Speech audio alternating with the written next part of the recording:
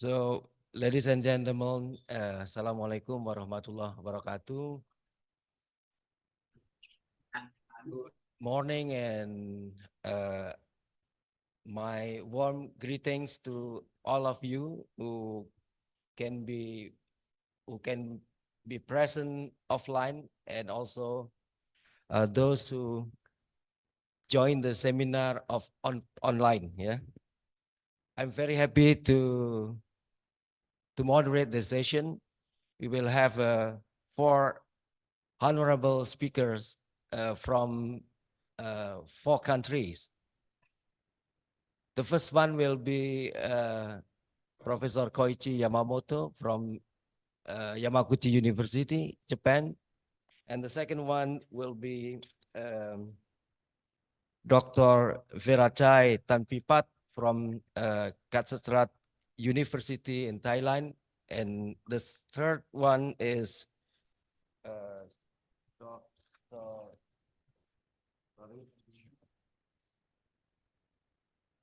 Dr. Vida Susanti from Brunei Darussalam. And the fourth is Dr. Haris Gunawan, who represents Riau University. And the session will be very wide, broad in the topics, starting from the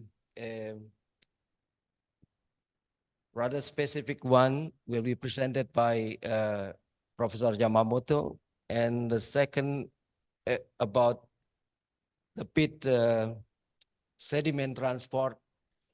He has been conducting researches since I think 2013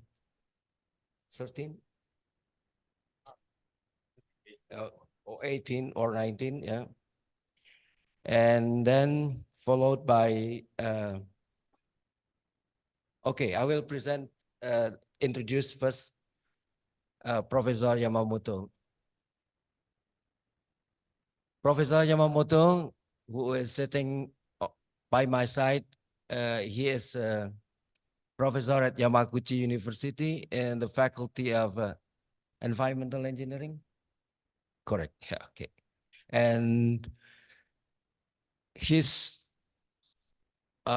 field of interest is rather broad, including geoinformatics, environmental protection engineering, sanitary engineering, limnology, coastal environment, and also watershed engineering, and most of his special expertise is the sediment transport. And he has been a professor at the faculty since 2022 or 21? 21, okay, yeah. 22, okay, yeah. Okay, I don't think I have to introduce very complete. So I will let Professor Yamamoto to present his paper. Please.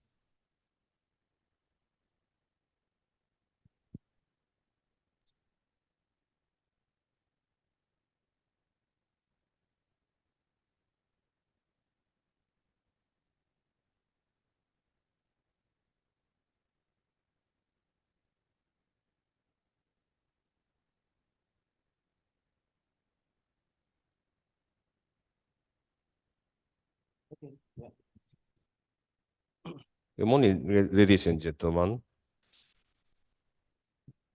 I will have the presentation with the title of the In situ resuspension and sedimentation characteristic of tropical peat sediment in Bunkaris Island.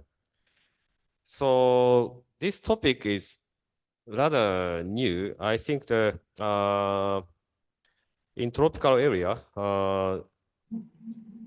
there's not so many people do the resuspension and sedimentation problem treats.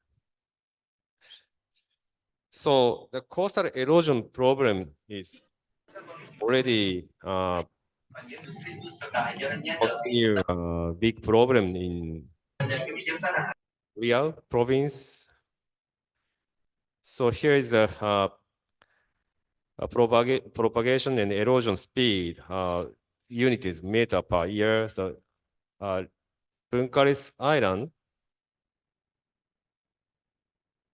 the severe erosion happens from 30 to 40 meter per year. Erosion continues also right now. And also in here, some sedimentation or propagation happens.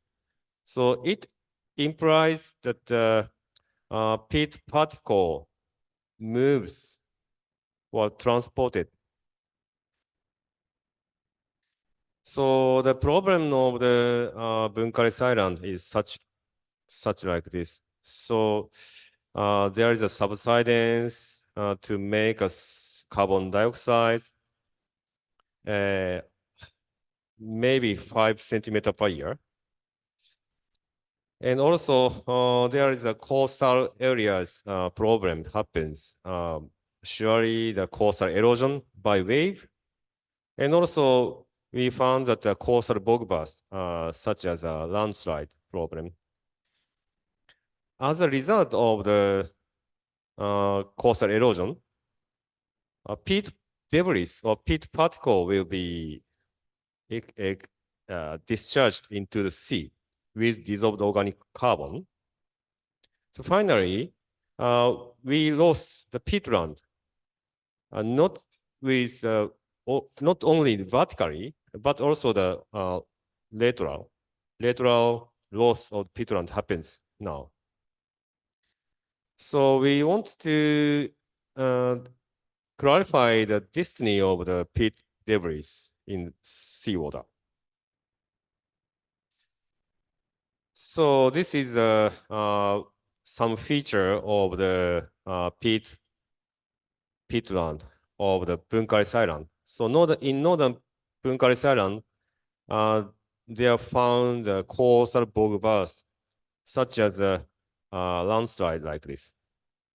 Actually, such a coastal bog burst discharged the large amount of the peat debris into the sea, and we can see the wood debris or peat debris floating or suspend in seawater.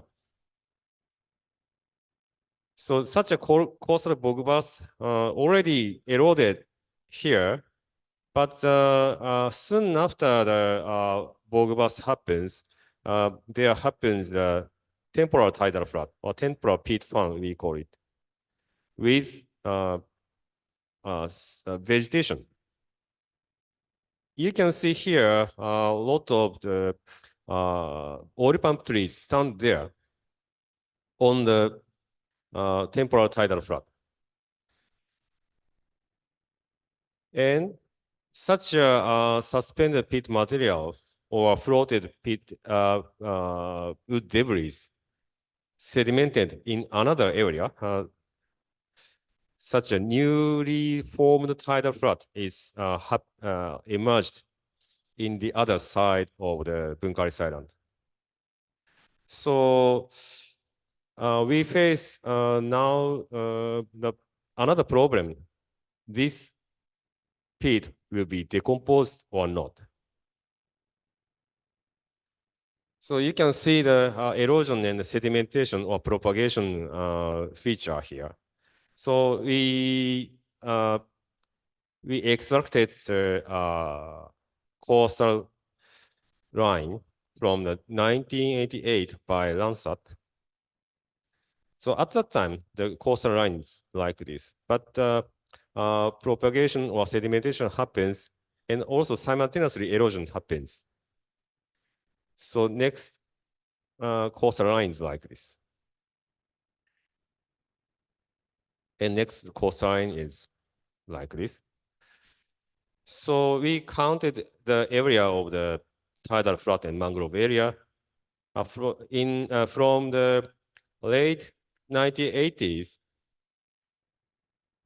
totally 1.5 square kilometer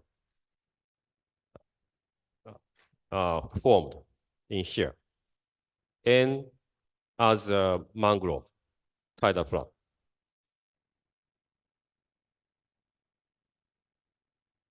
So it's very young mangrove.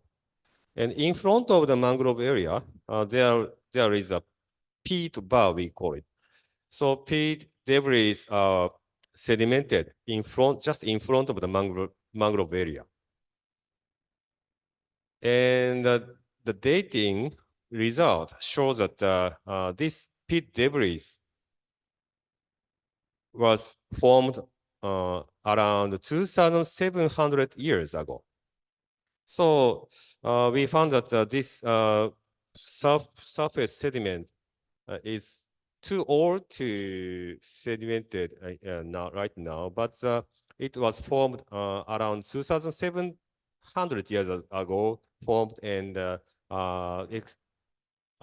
transported to here nowadays. And behind the peat bar area, there is a mangrove area already stranded on the tidal flood. But as a so unique a feature, you can find this sandwich layer. So peat and clay is we call it we can say lapis, yeah? layered. So the peat and clay are sandwiched. So we want to find right now in the other research this peat debris will be decomposed or not. I think this peat debris can be inhabited of the decomposition just because of the water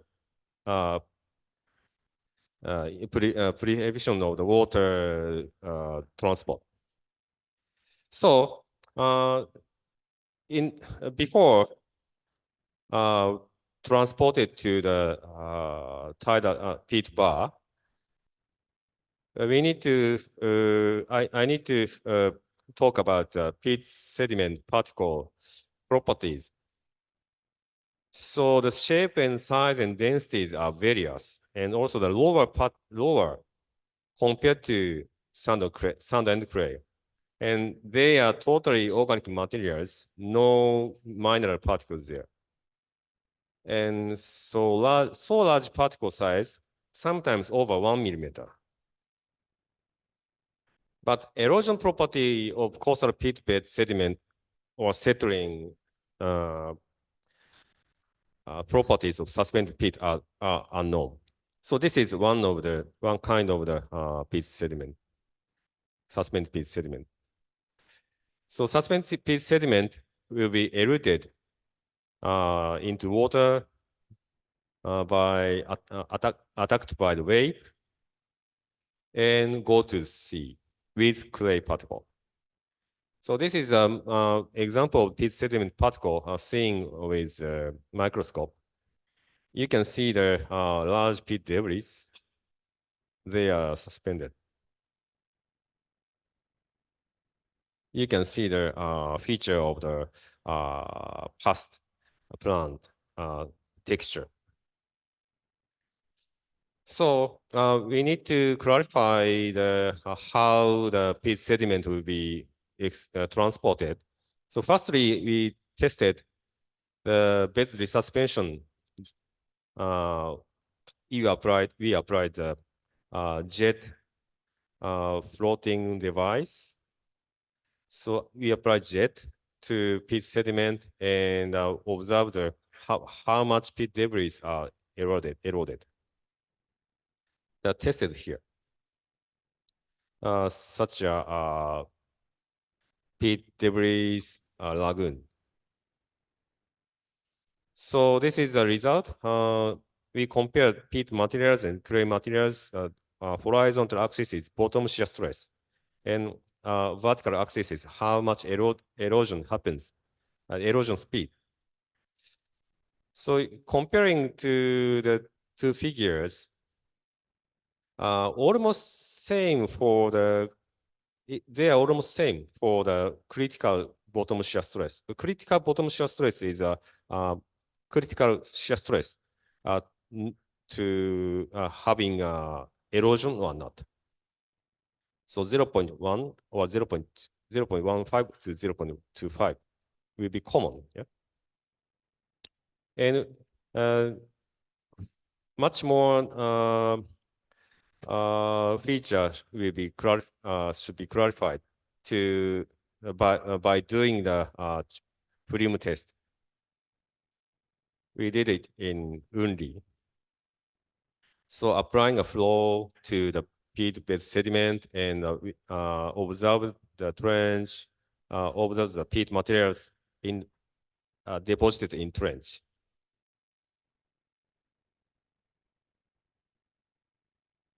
So the device setting is like this. We apply the peat-based sediment here and observe by the Doppler velocimeter and observe how much peat sediment deposited. So this is a result. I think slightly difficult to explain. So this is a sun feature of the critical shear stress with particle diameter. So this is a experimental equation by Iwagaki. As you can see that in a larger particle, the sun has a larger critical shear stress. So you need to much more physical power to move the sun particle.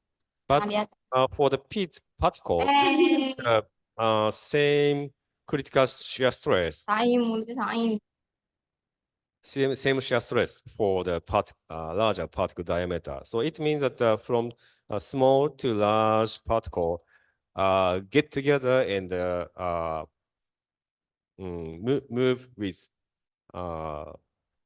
same time, move same time. Yeah. This is a result of the E and S is S is sedimented areas, E is erosion area. So they are same,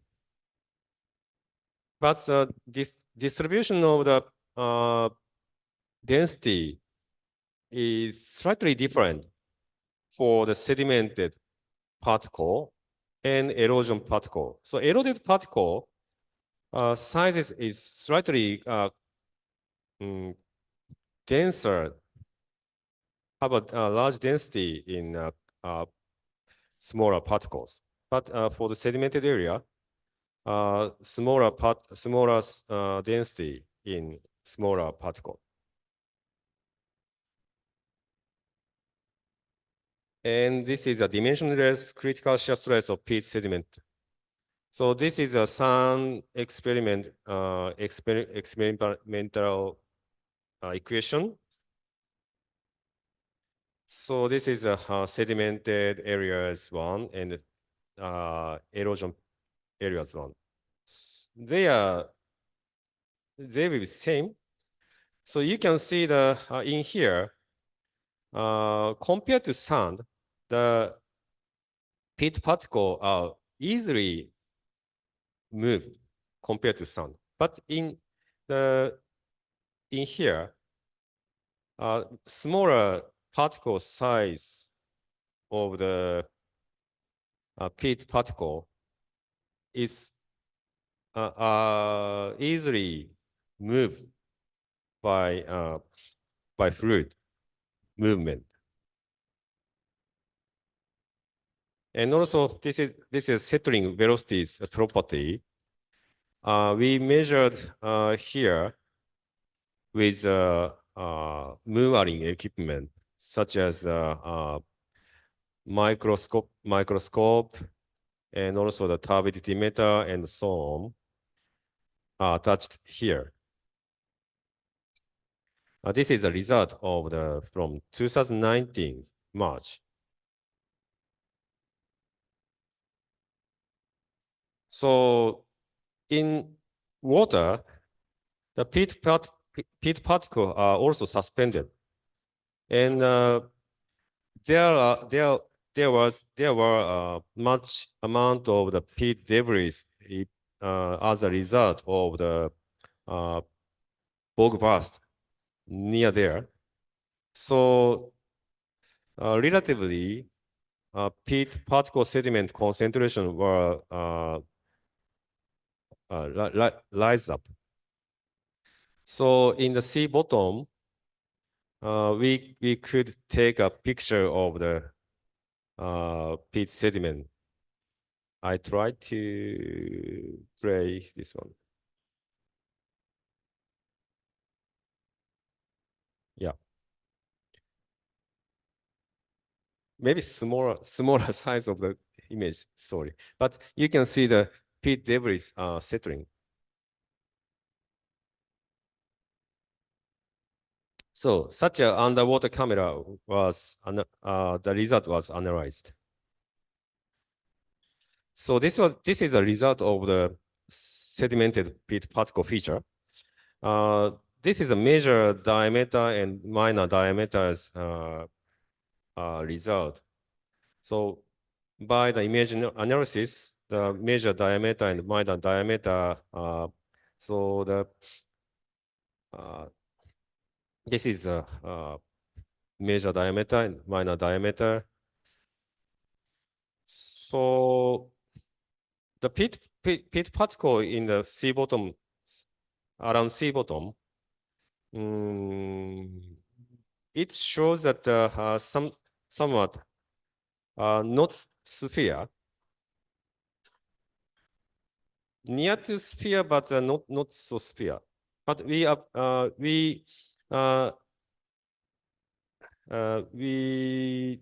assume that this is a sphere. This one and this sphere is same in the volume. Then we calculated the equivalent volume diameter. And settling velocity increases with size. This is natural feature. Up to 1 millimeter per sec. For example, 0.6 millimeter sizes of the peat. And we can calculate by the Stokes equation the effective density of the peat particle. So effective density is a key parameter to analyze the sedimentation feature. So this is a result. The horizontal axis shows that the equivalent volume diameter, and vertical axis shows that the effective density, such as rho S minus rho W. So effective density decrease with size. It means that in larger particle, density decreases. Maybe it contains some porous material, like air. And yeah, we compare the peat particle and clay flocks. So this is my past result of clay flocks.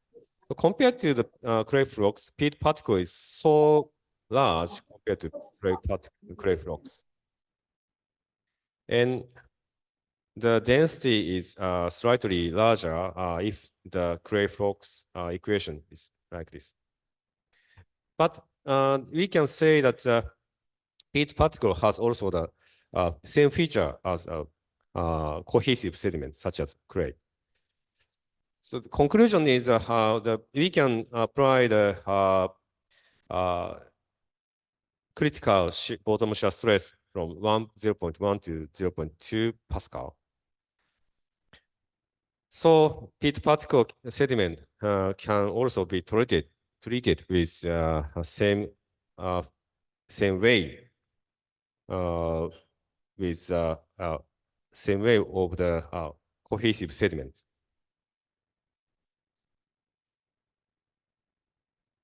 And also the effective density of decrease with diameter of the pit particle size. So we need to continue the analysis of the pit particle feature for the next research. Thank you very much. Please give applause to Yamamoto Sensei.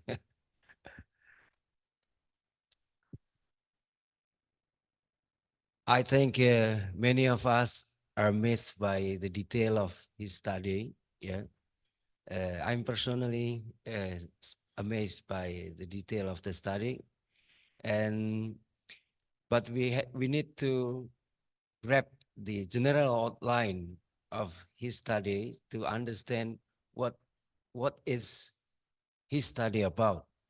So it is about Bengkalis Island. Something that's very interesting is taking place on the shores of Bengkalis Island, where erosion, or what we call abrasi dalam bahasa Indonesia, daily occurs, daily occurs, but a supply of pit sediment, the larger supply of pit sediment from the phenomenon that we call bulk burst. Jadi ada lahan gambut yang terdorong ke arah laut oleh sebab air yang berasal dari darat, ya, from the land, not from the sea, the encroachment of the sea, but from the water from the land. Ya. Jadi ini fenomena yang sangat menarik, dan itu deposited on other segment of the shores of Bengkalis Island. Very interesting. Maybe saya lupa apakah ini langsung diskusi atau langsung discussion. Maybe we have two question or three question from the audience online, or maybe the first is the online. Anyone from the audience who are present online?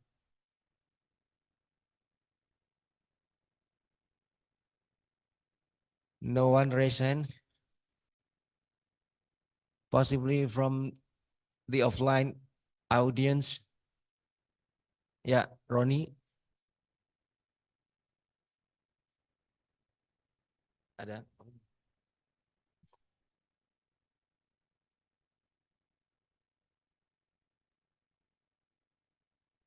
Hello.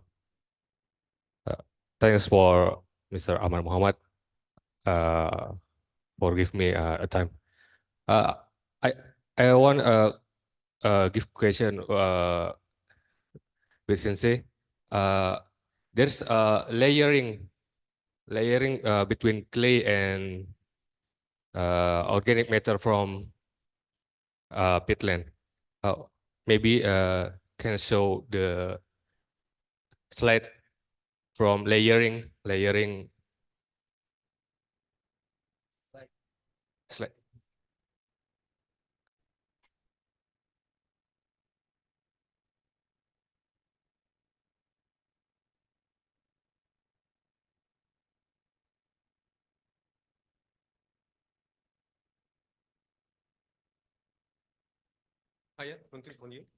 Okay. In that's layering clay between clay and peat that can be eroded too. Oh, that will be disappear, or maybe that need time to establishment. Oh, this happens inside of the lagoon. So the calm area, so the safe from the wave. And this layer shows that in our observation, in one tide, such a layer happens. One layer happens. So, but if there comes a big wave, it should be also eroded. But it emerges or it forms in very complex, saved by the peat bar. Yeah. Okay. Clay. I know pit from the bug burst, but clay from where? Clay. Straight Clay sediment water. from where? Suspended sediment or clay particle also contained in seawater. Seawater. Yeah. You can see the turbid water in the Malacca Strait or Bunkari Strait. So it contains a lot of high concentration of the suspended clay material. Okay. Thank you for your explanation.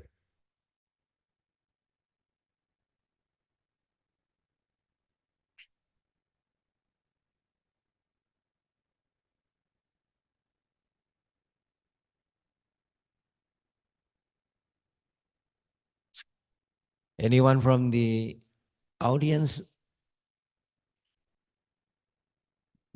Just simple question. Oh yeah. Okay. Okay. I want to ask Yamamoto Sensei. So what the solution of this problem? Simple solution. Simple question.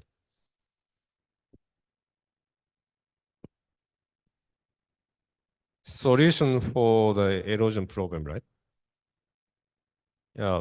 So we need to make a obstacle such as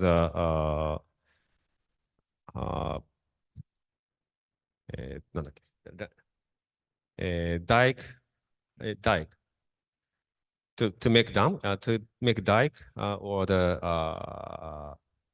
breakwater, breakwater offshore, or enhance such kind of the movement of the peat particle to deposit. So we need to, if we enhance such kind of the peat particle sedimentation inside of the lagoon, it makes rapidly, it enhances rapidly sediment of the peat particle, also the clay particle, make a very rapid formation of the mangrove. So to enhance such kind of the sedimentation will be the one kind of the solution to decrease the carbon emission.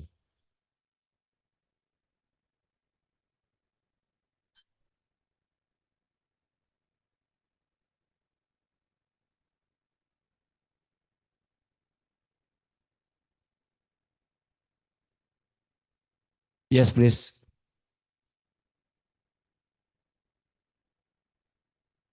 Yes, please.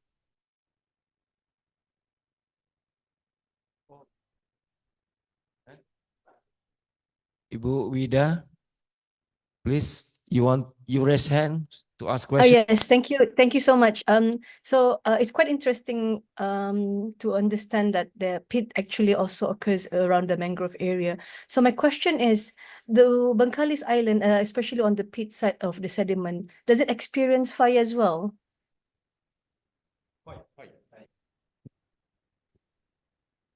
I don't know much about the fire in Bunkari Island. Anyone can? Okay. So you need to wait for the Sigit Sensei presentation. All right, thank you, thank you.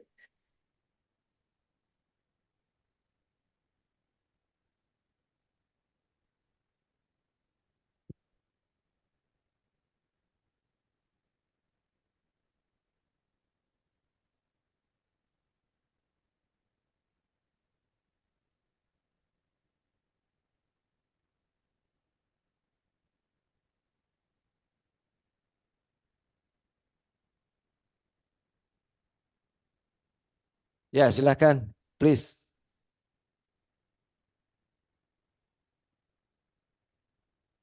Siapa namanya? Muhammad Effendi. Pak Muhammad Effendi, silakan. Hello, you can ask your question. Halo, Assalamualaikum warahmatullahi wabarakatuh. Halo, Yes, please. halo. Okay. Thank you for the opportunity. Good morning. Prof. Yamamoto from Yamaguchi University. Introducing, my name is Muhammad Afandi from Community Education, Palangkaraya University in Kalimantan Tengah, Central Kalimantan. Okay, first of all, thank you and greeting from Palangkaraya. I saw a little that Prof. Yamamoto has been conducting research on peatland in Bengkalis since 2013, and it's very worthy of appreciation. But referring to the results of the research previously mentioned, in your view, what can local communities can do to preserve or perhaps even empower these peat areas? Considering that the Central Kalimantan also has a lot of peatlands and maybe the solution can be applied here. Thank you, Prof. Assalamualaikum, selamat pagi, good morning. Terima kasih. I remind the Central Kalimantan environment. So the community in Bengkalis Island can do for the maybe limited to the Central Kalimantan because the large areas of the peatlands are domained by the company, such as erosion happens area. But to decrease the development of the shrimp pond in the coastal area is, I think, community should do it. So such kind of the habitat should be protected or saved. So protect from the shrimp pond. So the development should be prohibited. This is my opinion. Thank you. Thank you, Prof. Just at a comment, last week, Professor Yamamoto visited the deposited pit area on the northern tip of Bengkalis Island, and he observed there is already tambak udang, yeah, shrimp ponds, and this is very scary. If this continues, then the gradual deposition of peat will be anthropogenically eroded once more. Is there still time? Time? Okay. Anyone from the audience here still? We still have a very short time, but maybe enough for one question. Okay, then we end the first speaker of this session. We give applause to say. Manis. Manis na kung to. Thank you very much.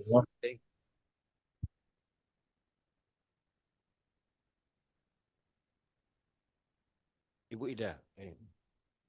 And we will be inviting the second speaker, Ibu Dr.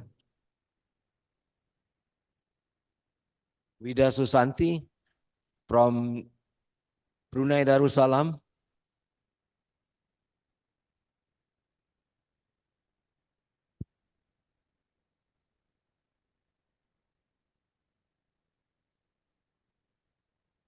Ibu Dr. Wida completed his PhD degree in Glasgow University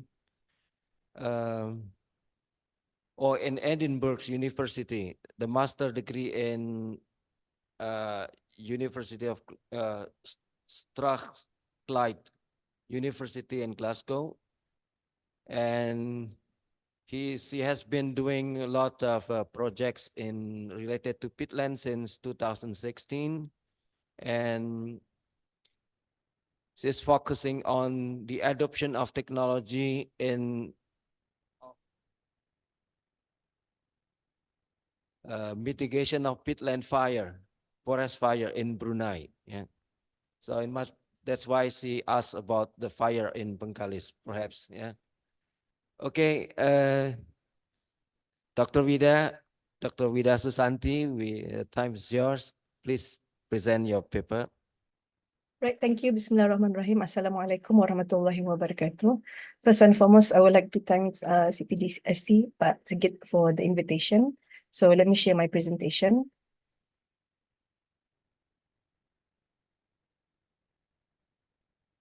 Can you see my slide?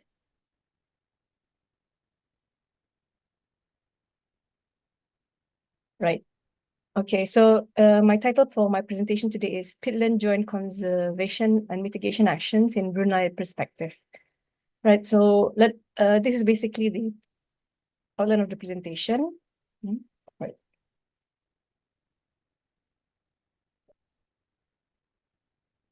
Right. So I'll be talking about Brunei in glance, followed by Peatland and all the mitigation efforts that is done by the respective agencies in Brunei. So facts about Brunei. So since Riau is around this area, so ours is basically just above in Borneo Island. With our land size is basically around 5,785. And currently our population, we haven't reached the half a million yet. So it's just 450,000. And out of this number of population, it's only 76% that is local Bruneians. Right, so moving on, if you look into our boundaries in terms of Brunei map, we are still 72% of our land are still covered with land. So we only develop around 28%, yeah, for our living. That's why the island is still the place is still small, but the population is also small, right? So moving on to the fire incident, because as I mentioned, I'm more focused on the forest fire in Brunei. And when we look into forest fire in Brunei, especially, it occurs along the coastal area. Because why? Along the coastal area is where our main highway is. So it stretched out from Muara, which is on the upper north, to upper east, and then it goes down to Belait district, which is around that corner. Right. So our forest fire always happen during the month of March and April, because this is during the dry season, while flood will occur around October to January, because this is the wet period.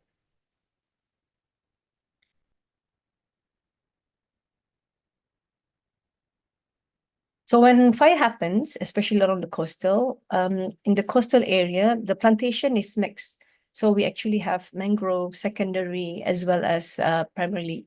So if you can see in this context, it's basically a secondary forest fire. So it's not as heavy, dense as peatland forest fire. And this actually happens in front of our university, because our university is just close by to the beach. So if it does happen when fire broke, so the visibility is poor, so we can actually have a long stretch of accidents happening along the highway. So that's what we want to avoid. So now I'm focusing more on peatland, because peatland actually, as nature, it can actually guard itself. So it can actually be able to guard against fire as well as drought, because as we know, peatland is like a sponge. It absorbs water, it also can release it when it's disrupted. So the fact that Brunei has created this long stretch of highway, it actually disrupts the ecosystem. So it no longer can sustain if there's something happening. So in 2016, we actually have to fly in a few flights of helicopter for just 2 water bombs. So that really cost us around 5.6 million to just kill the fire. So what are the conditions that we need to actually watch out for peatland, especially in the Brunei context? That's why I was like amazed when the first speaker was telling peatland actually occurs around the beach area. So here is our peatland.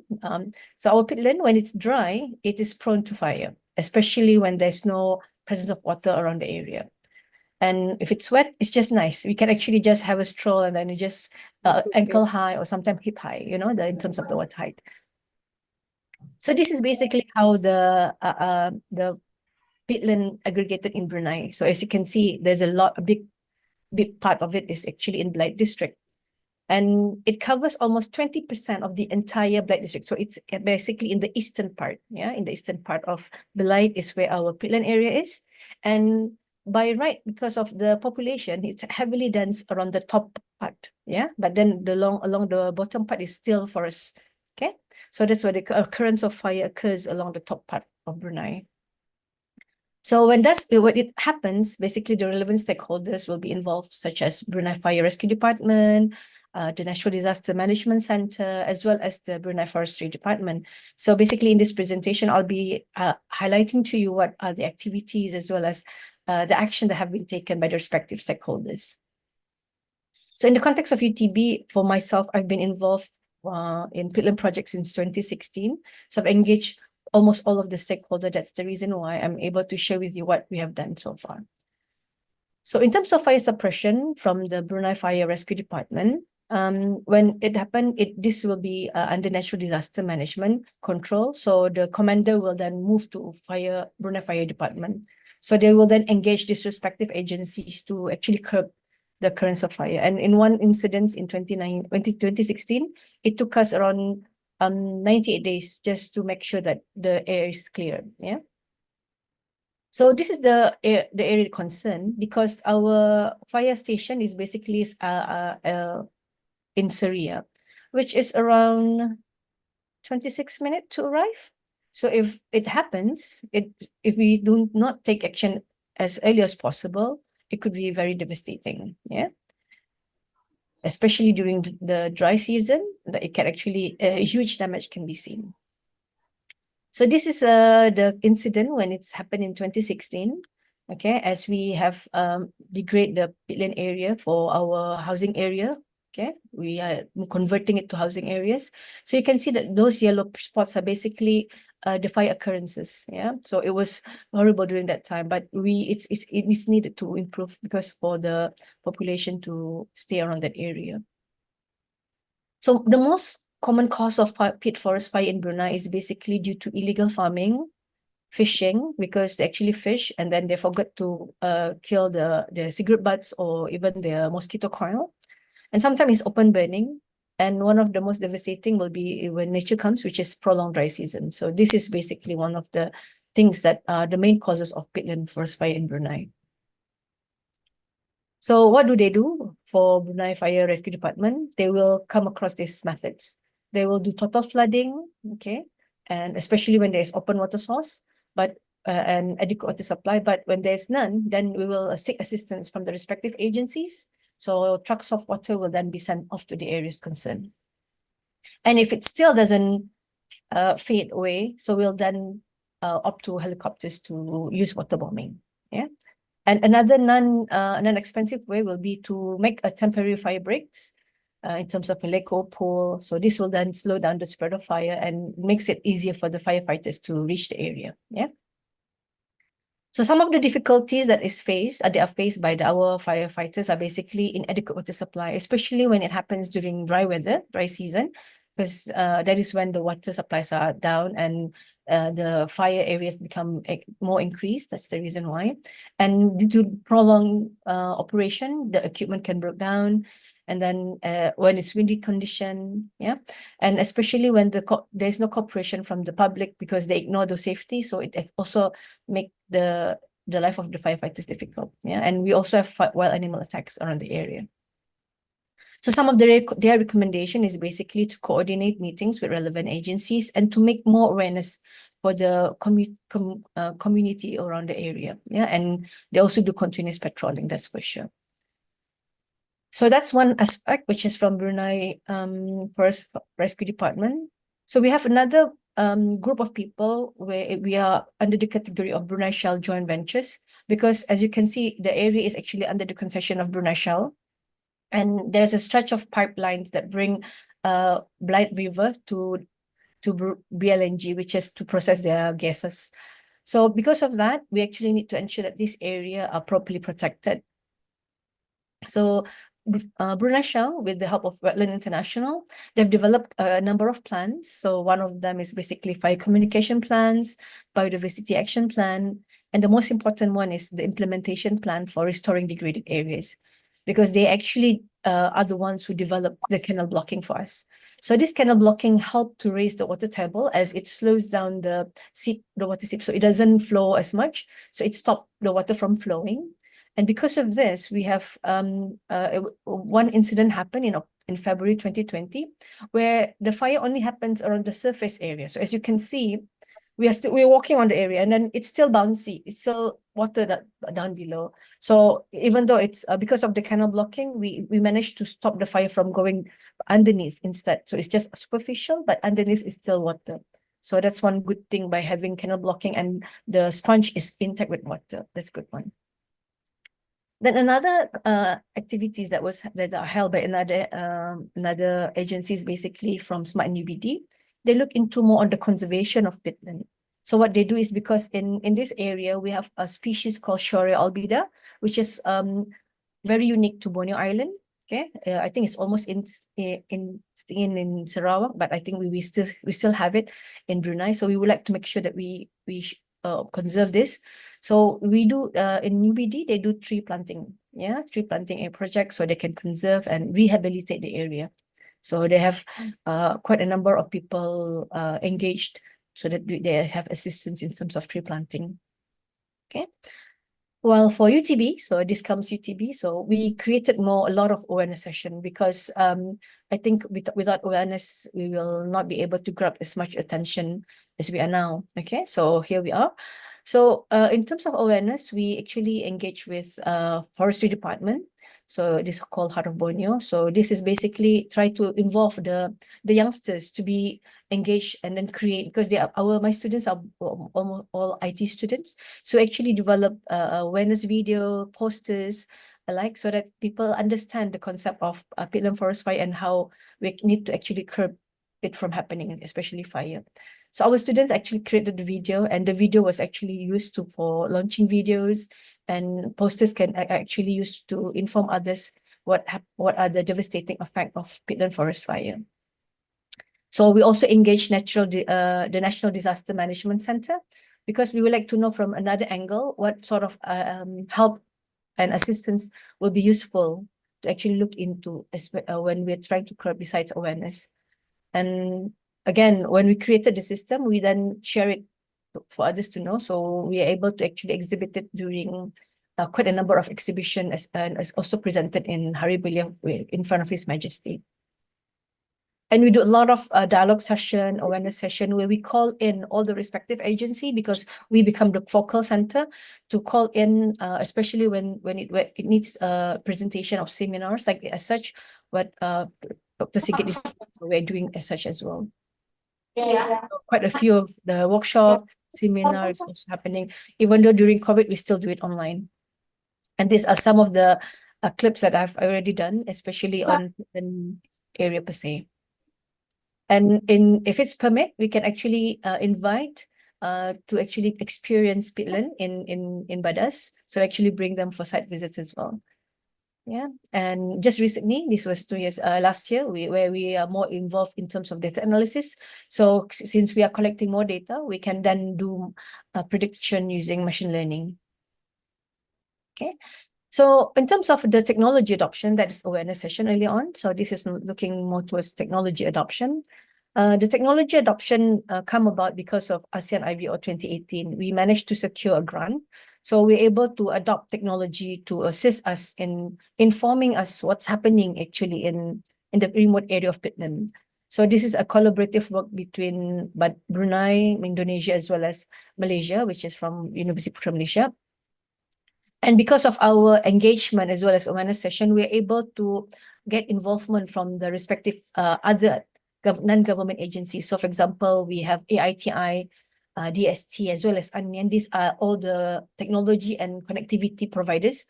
They are actually buying into our course. So they are willingly to support us. So these are basically the free, we're actually getting support from them, and we don't have to pay. Yeah.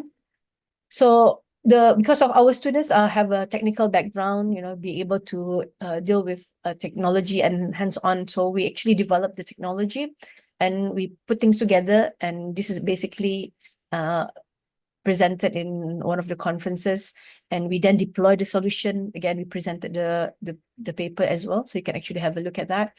And we are actually collecting data. So the data is collected, so we're able to do it remotely, real time. So we'll be able to know what's happening. We not even be there, but the system will just tell us what's happening there.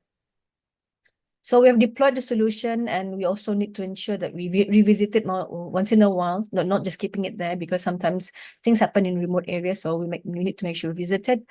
And so because of the respective activities done by respective agencies, we're able to see the reduction of fire happening in Blight district. So as you can see, from 2019 to 2021, it has reduced from 55 to 15. So this is basically more focusing on kebakaran hutan in Blight district. This is more on the peatland areas, yeah.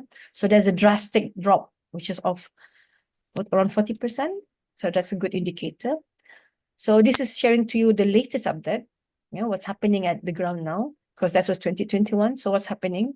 So from time to time, we need to ensure that we do site visits for maintenance. So this is during the dry season.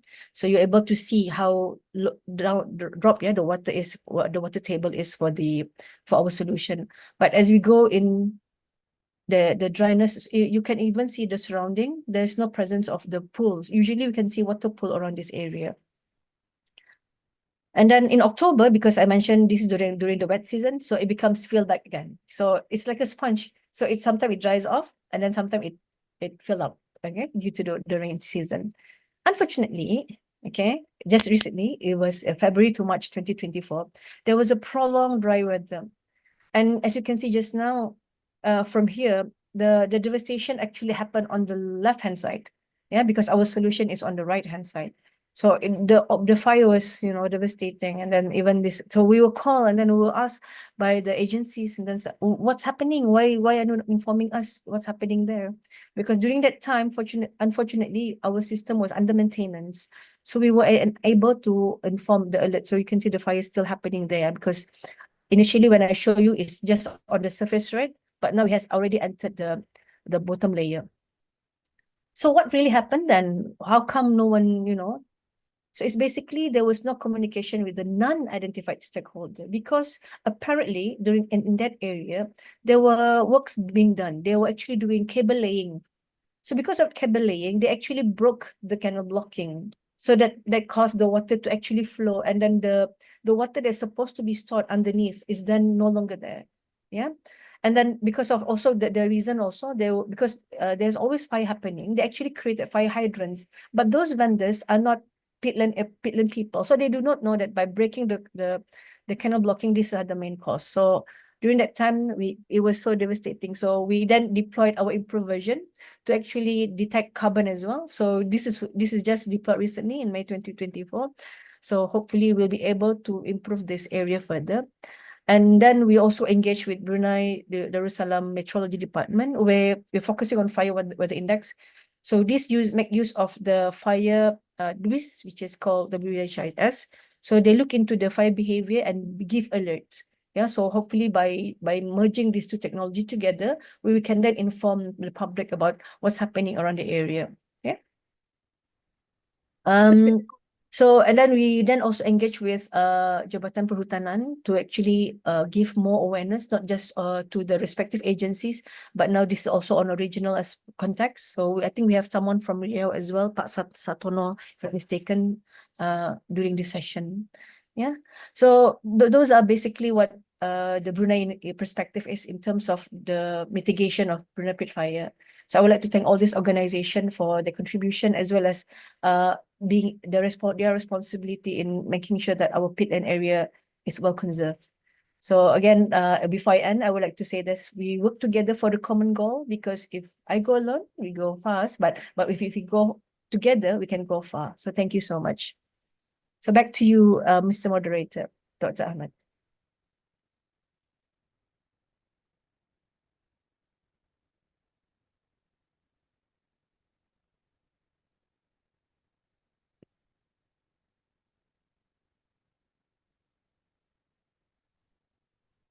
Yes.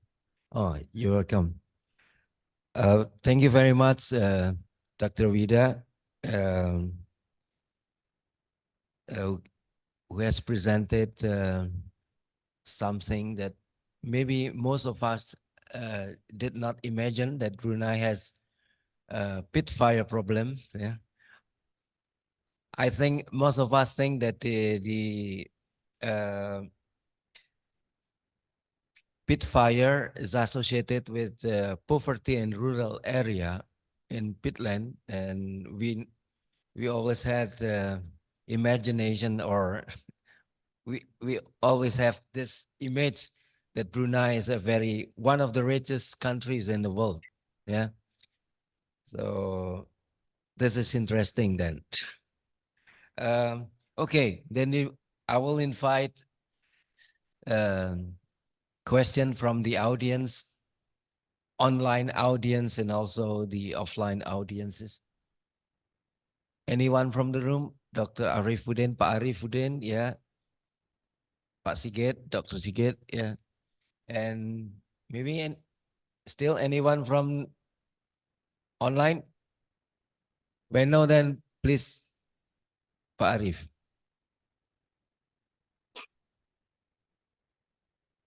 Okay, thank you very much, Pak Muhammad, Pak Ahmad Muhammad.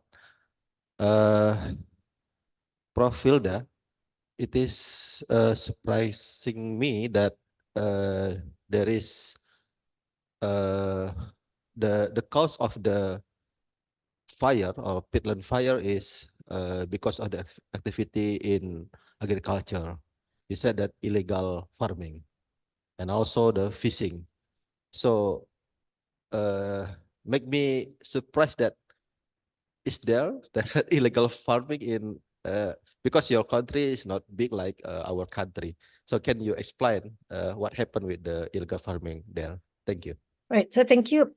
As mentioned earlier on, our peatland area has been converted into, we have degraded the northern part of our peatland area in Belait to have the accommodation pit.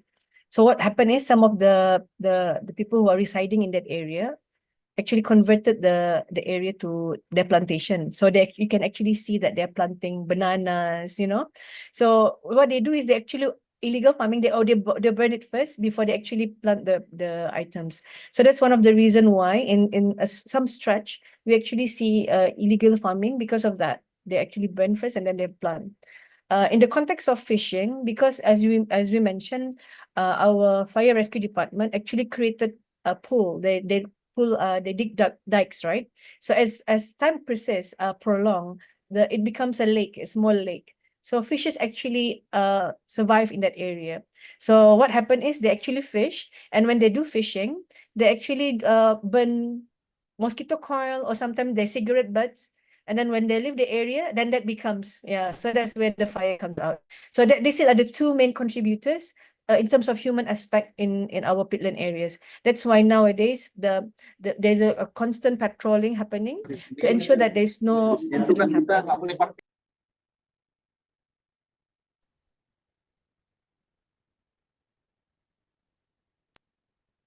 Yeah, I hope I answered I answered the question well. Was that answer? Okay. A second is from Pak Sigit. Silakan. Okay, thank you, Pak Ahmad. Bu Ida, nice to see you again. Thank you for the presentation. Yeah, my first question similar with the Pak Arif presentation. What is the main reason the fire in the Brunei? And the second question, you show us the slide about the hotspot, in the coast that mainly occur in the coastal area, right? Yeah. So it indicated that the fire mostly occur also in the coastal area. My question is why the fire mostly occur in the coastal area? Thank you very much. Right, so thank you. So there are two questions. The first one is the main reason of peat fire, in Brunei, and second is the hotspot along the coastal area. So, as I mentioned earlier on, the main reason for forest fire, before all these activities of awareness are being created, was due to the fact that the community, the people around the area, is less aware. Because as mentioned, if there is open fire, it actually stop. So the police, there will be a call saying that the road will be blocked, so no one can go out.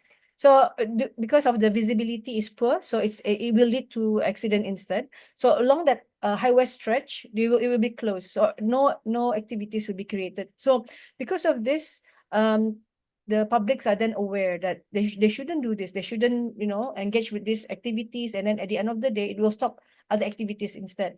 So that is the reason why people are now more aware, more vigilant. They're no longer causing problem in that context, especially in around Peatland area. So that's the first one. And then the second question is hotspot along the coastal area. Okay. When JKR is our main agency that actually created our main roads, yeah. So when that happens, when they develop the highway, they actually plant trees so that it doesn't erode. So one of the trees that they planted is basically acacia tree. And as we know, acacia tree is a musuh for fire, peatland forest fire, or any fire, because of this acacia tree can actually get into fire quickly. So that's one of the reason why, as you can see, it's always along the coastal area, because the JKR vendors actually plant the acacia tree along this. So, and then when it caught fire every year, it's not clean. They don't actually cut the bonfire trees, and another year it comes again. So it becomes the litter for another fire to happen.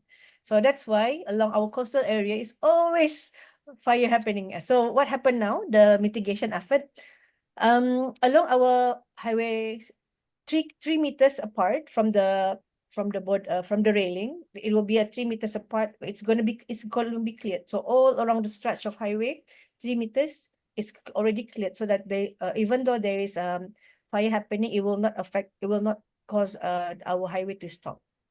Yeah, so that's basically the answer to those two questions. Thank you, Dr. Sigit. Thank you. Ada yang tidak ada? Maybe I have one question. Silakan, Pak. Yeah.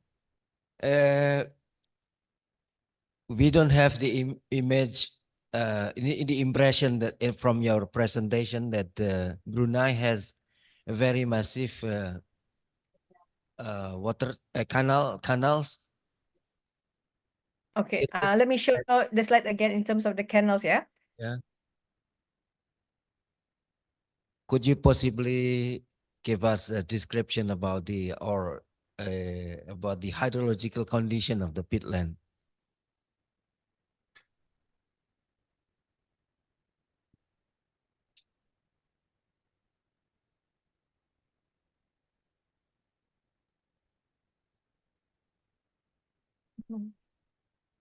I know select those. Wait. Okay, so if you look into this image, where is it just now? Yeah, here. Okay. Can you see this?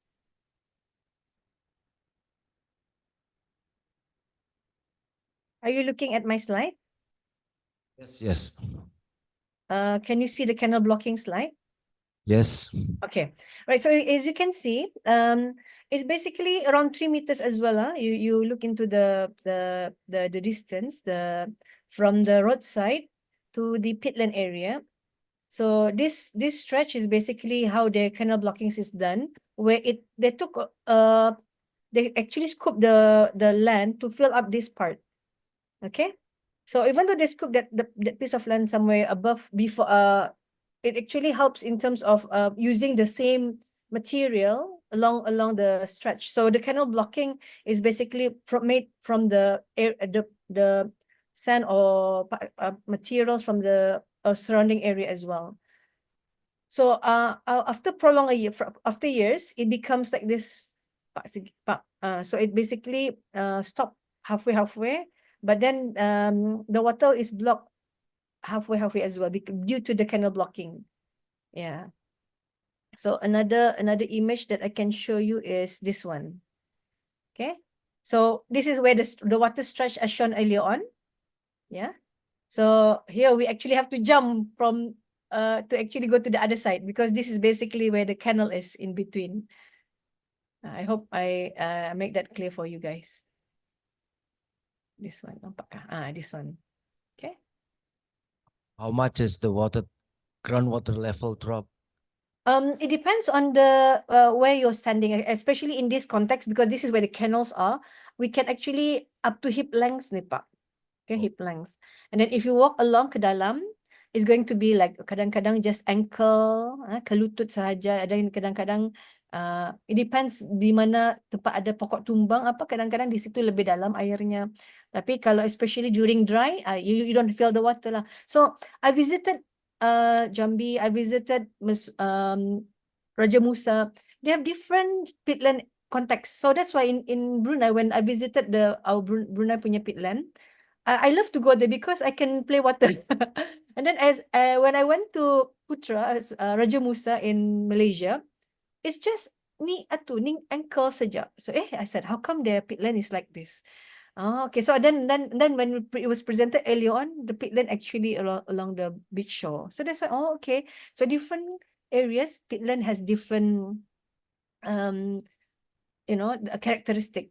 So in our context, there was a study done by SMART where they look into this one. Okay, here, a transaction. So they look into they put groundwater level from the roadside until it goes inside the forest. So they actually measure the subsidence of water as well. So individual project will look into different things. So for example, as I mentioned, SMART looks into the groundwater level as it goes to the forest. Okay. And we can see that the degradation occurs because you cut through the peatland. So along the pipeline, as you go along inside, then the degradation have happened, subsidence. Yeah. And as you can see, our pipeline here in this picture, where is it? Here. This we actually created this pipeline, right? So this block of concrete that is holding the pipe, you can see subsidence as years pass by. So now they're no longer using this brick. They have replaced this using metal. So it holds the pipeline better. Yeah.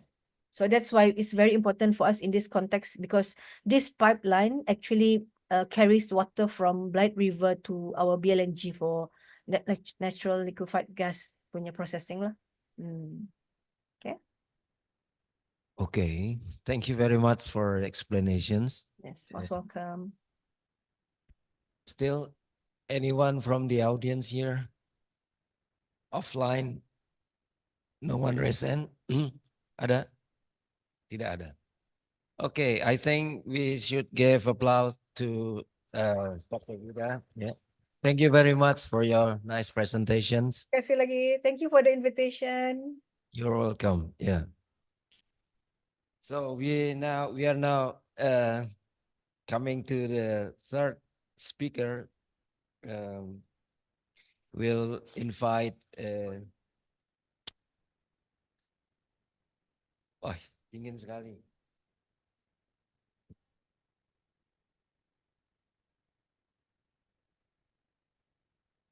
We will invite Dr. Virachai Tanpipat or Dr. Chai from Kathatrat University in Thailand. Are you there, Doctor? Oh yeah. Good morning. Yes, I'm here. Yes. Good morning. Good morning. Sawadee krab. Yes. Are you speaking from Thailand or from other country? Oh, from Thailand. From Thailand. Thailand. Okay. So let me give a brief introduction to about Dr. Chai. Dr. Chai is affiliated to the Upper ASEAN Wildland Fire Special Research Unit, Forestry Research Center at the Faculty of Forestry, Kathatrat University. So he is a senior expert in this field, and he has got his doctor degree in Asian Institute of Technology in Bangkok. Yeah, in 2009. Mm. He has a lot of experiences in dealing with fire. I think in Thailand. In Thailand. Okay, Dr. Chai, please. First. Okay, thank you. Thank you. Sawasdee krap. Good morning, good afternoon. I hope it's not good evening for someone here. I'm from the Faculty of Forestry, Kasetsart University, and we have this Upper ASEAN Wildland Fire Special Research Unit that's working on the dry forest. Actually, we have peat forest, but very small area in the southern of Thailand. And we work closely with Pak Bambang Hero, and we are part of the Southeast Asia Fire Network under the global. You'll see later, but you can see many local down there from Kasetsart University, from the Upper ASEAN Wildland Fire Special Research Unit, and I also work at the Hydroinformatics Institute, which working on the hydroinformatics for the national for Thailand, and then we try to. Diam aja Bang Iwan tuh. Diam-diam Iwan. Okay. We're trying to expand to ASEAN in the past 5 years for having ASEAN Hydroinformatics Center, but still not much of the information exchange, because the problem is to share data is a big problem. It's well, we can share it from Thailand, but other country they do not willing to, and I don't know why the Brunei does not be a part of the ASEAN Hydroinformatics Center. It's a only 9 member, not 10. So, and then I also help working as a co-chair for Thai Research Education Network, which is a part of the university network that control all the network of internet. I mean, like network for all university under the government in Thailand. And I am also working for the national park as an advisor to the Director General for the Department of National Park, and as an advisor to the Special Suppression Team Unit for Royal Forest Department. So dealing with the forest fire or peat fire in the on the way. So, but most of the time, I help in the control and management and suppression. Okay, so here we go. Oops. Usually what we do, I will follow this content. And this is the introduction. If you would like to see more detail, just go to the website. And as I mentioned before, that we are part of this global network, Global Wildland Fire Network, with the Professor Bambang. And now this Wildland Fire Network is have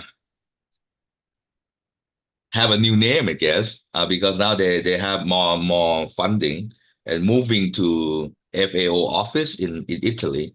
So now they have this global fire management hub. Also, we will support them as usual from and with the cooperation I should call cooperation with Pak Bambang. Okay. And usually for us, this is what we do in Thailand regarding forest fire control or any disaster. But this is my personal preference. They might not doing all of this: prevention, monitoring, prediction, forecast, warning, response, recover, mitigation, after action review, and the assessment. I can say it here again and again that the prevention is the most important step that we really need to do. For the fire suppression, fire control is at the end of the problem already. So now, and then cost more. So now when people asking me, I think the prevention is the way to go. Okay. And this is the causes that happen, similar to Brunei, similar to Indonesia, that land encroachment for the agricultural expansion. But in the south, we have problem with the palm oil plantation, which is a similar thing. Other also attempt to degrade the land and to claim the land, because our law saying that if you can do, you can make the land or whatever the land happen to be degraded in some way, people can, go and use it. So in the protected area on the wildlife sanctuary, or in the reserve forest, this thing happened. Expansion, and people here may be different from Indonesia, that they sell the land to the people from the cities, which is like, okay. So they try to do that. They try to burn and make the land degraded. And fishing, yes. But we not the cigarette butt. Here they just burn to clear the way for them to go have a fishing, because actually a cigarette butt is very difficult. If you look at the ignite temperature, usually it have to go over 100, but usually we use is 240 degrees Celsius, which the cigarette is not. You have to be intentional to ignite it, not careless.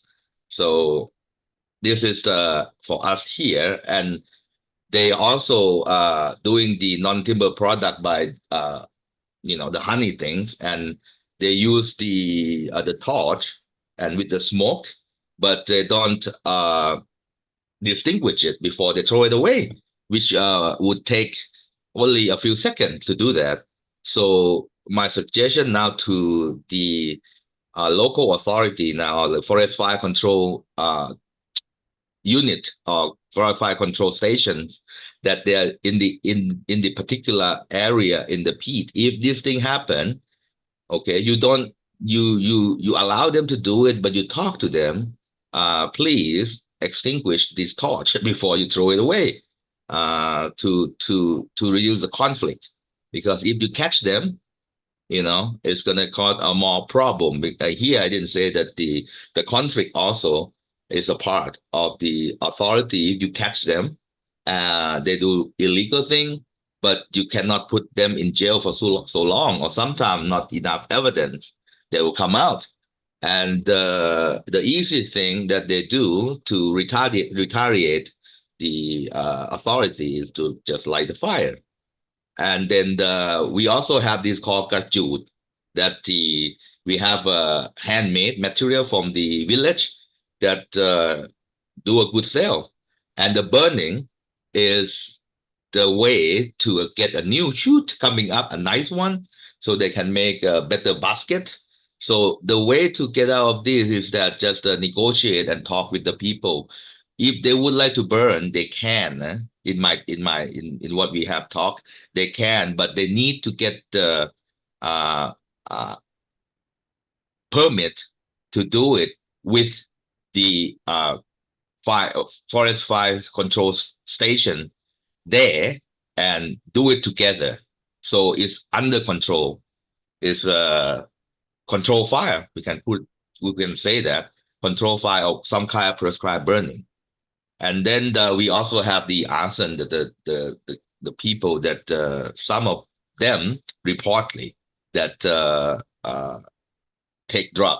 So they just would like to challenge the authority that can you catch me or not, something like that. Or sometimes, which is strange, I don't know in the area, but in northern Thailand, in Chiang Mai, the people, they would like to see helicopter. So they just ignite the fire, and the helicopter come with the water bombing, and they're just watching it. Like, really? But it happened. And then in terms of prevention, this is what we have done. But the new thing that we deploy more this year is an order from the minister, and both Royal Forest Department in the reserve forest and the Department of National Park, Wildlife and Plant Conservation in protected area, that we deploy more of the checkpoints. So when people go in and out, more people know I think we deploy like 2,000 more. Both in this is including both in the dry land up in the Chiang Mai area and then in the south in the Kuen Kreng peat forest, in Pru To Dang peat forest and Ba Chok peat forest, that we have more of these checkpoints and patrol, walking around with the ranger, with the people that the volunteer people. So we have less fire these years. So that maybe is the way, one of the way that to do the prevention. And we are also trying to do this community-based fire and water management, which is something that try to engage with the people. So the prevention is like the officer, usually every day they have to go and talk with the villagers, with the chief of the village, what going on, and then try to ask for the collaboration, and then what they need, any help from the authority, from the government, and then it's going this way. And the monitoring thing that usually use the same thing now, but people love to use the UAV. But also the checkpoint is one of the purpose to have this checkpoint more is that for the monitoring as well, because in terms of the forest fire suppression or forest fire control, you have to reach where the fire happened as soon as possible. So if we have more, the checkpoint, if the fire happened, so this checkpoint distributed within the protected area or in the reserve forest, the people can attend when the fire is small. And we try to use the camera now, and it's okay, it's better, the IoT, to measure the water table. But the problem with this IoT thing is that the expenses of the internet connection, and you have to do the maintenance. Usually after you finish the project, we do have something like that, but after you should finish the project, whatever that come from different researcher, the operation stop and need maintenance, need expenses, and is not really working well for us so far. So usually we use the firefighter just to go out and then when they do the patrol, they go check the water level as well and report every day. So this is an example, a bit that, sorry. This is the checkpoint, the way that they have this, I don't know if it's going to work or not, but they have the camera on the top of the tower or the top of the hill there, and can see the fire with the smoke and report back to they call war room, so they can send people, firefighter, to wherever the fire happened. Before the fire go down to become a ground fire, it's very difficult to control. So this is we try to do the suppression before it happen. I mean, before it go down to the ground level. So we try to suppress it when it happened in the surface. And most of the peat forest up in the Kuen Kreng, in the Nakhon Si Thammarat, central of the southern Thailand, let's just say that, there's a paper tree, which is like when it dry is catching on fire very well, and very difficult to control. And now it's become like it's become semi-cloud fire and cloud fire when the wind come, which is scary. In 2019 that happened and show it that when it get dry and catch on fire, is not cloud fire only, is also cloud fire. And this area, like, is close to the ocean and the wind is strong, so it's a bit scary now. And like I said, we do have the IoT system to measure the groundwater level or the water level, but not really working in terms of the operation because of the system fail or something. and nobody look after it after all the project finished. But this we have firefighter, so they have to go out from each station to measure everywhere that have this kind of measurement stick every day, and they report like this, like the groundwater level to this year in Kuen Kreng is went down to for this the name up on the right, the graph, Bo Noi went down to 20 centimeter, and the also similar to Kuen Kreng area that 20 centimeter. Luckily though, that the rain this year, the rain came early, so the water level you can see from the graph that is going up. And this is just a typical daily report to the war room that each day you have to report. Oh, this one, the Todang went down to 45, 40, 43, maybe, I don't know, 43 centimeter, but it coming up now because of the rain. And then there are just different places that they have to report. And we use now the thermal drone to survey before we go in to make a suppression in Thailand. Just standard equipment now. Before we just see the smoke and we just go. But now we use the thermal drone to evaluate before you go in. So it's look like this, but this is an example from the north. I couldn't find the one last year that I went. But this is a similar thing. You can see where the fire really are. The system we use satellite from NASA firm. It's typical, everybody using this. And this is the article about it that NASA wrote it, I think like last month, about what we are using. But currently we are using this system more. Can get faster. Because the NOAA is the one who owned the satellite, not NASA. So this professor, Winfred Schroeder, is the one who wrote all the system.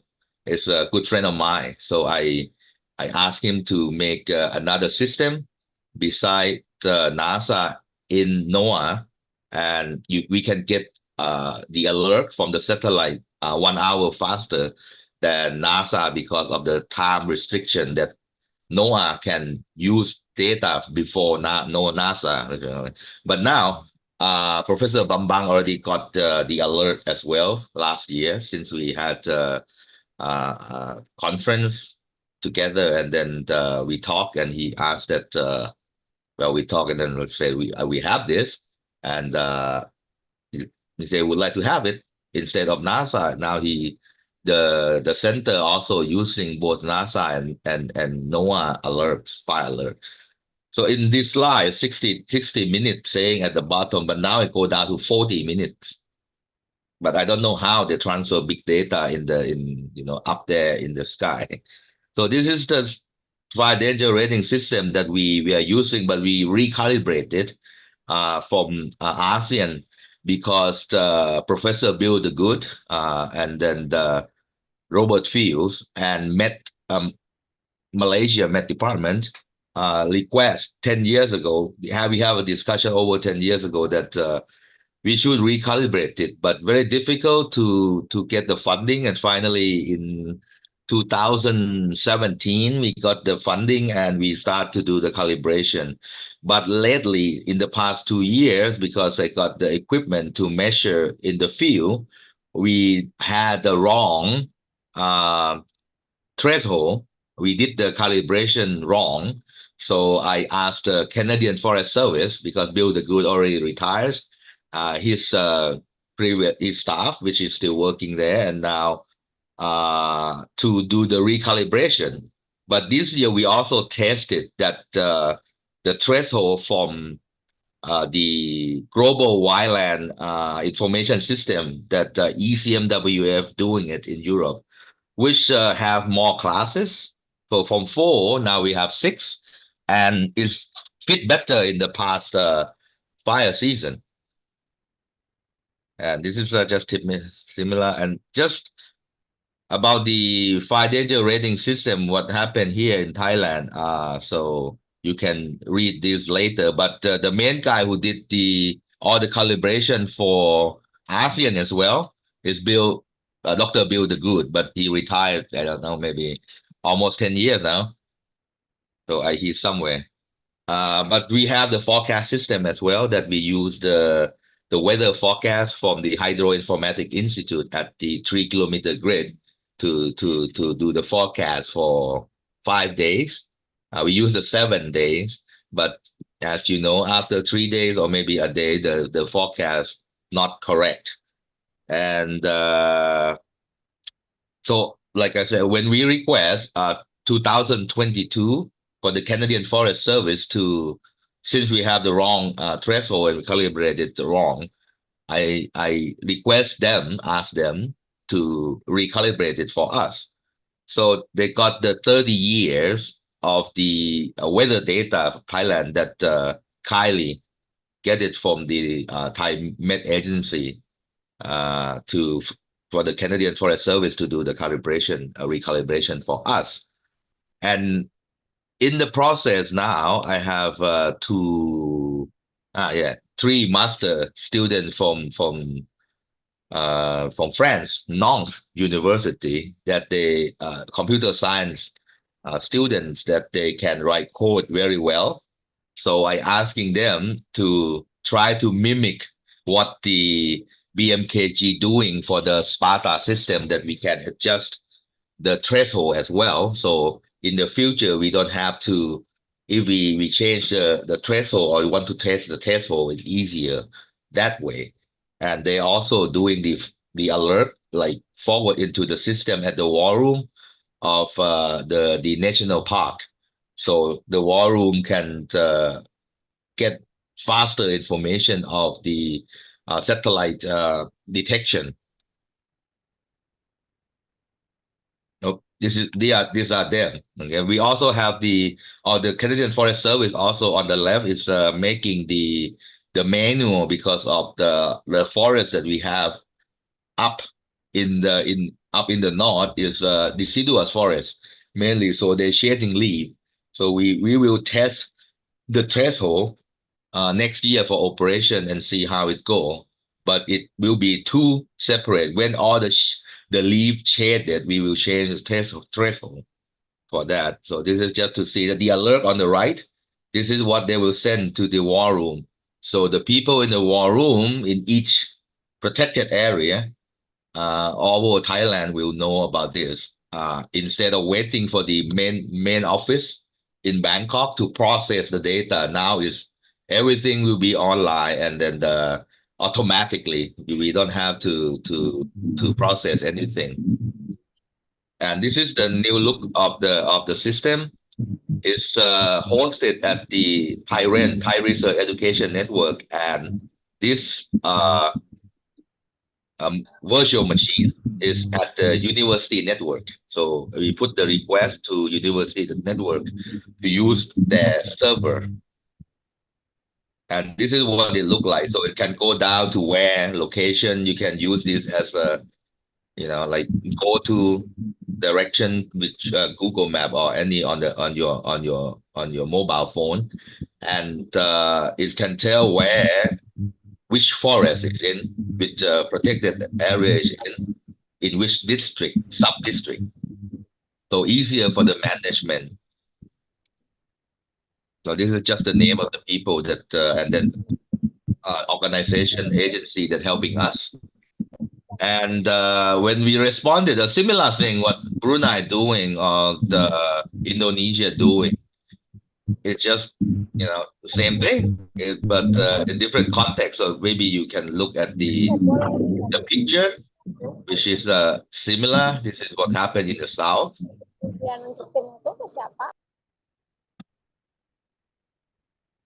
And then the firefighter will go in.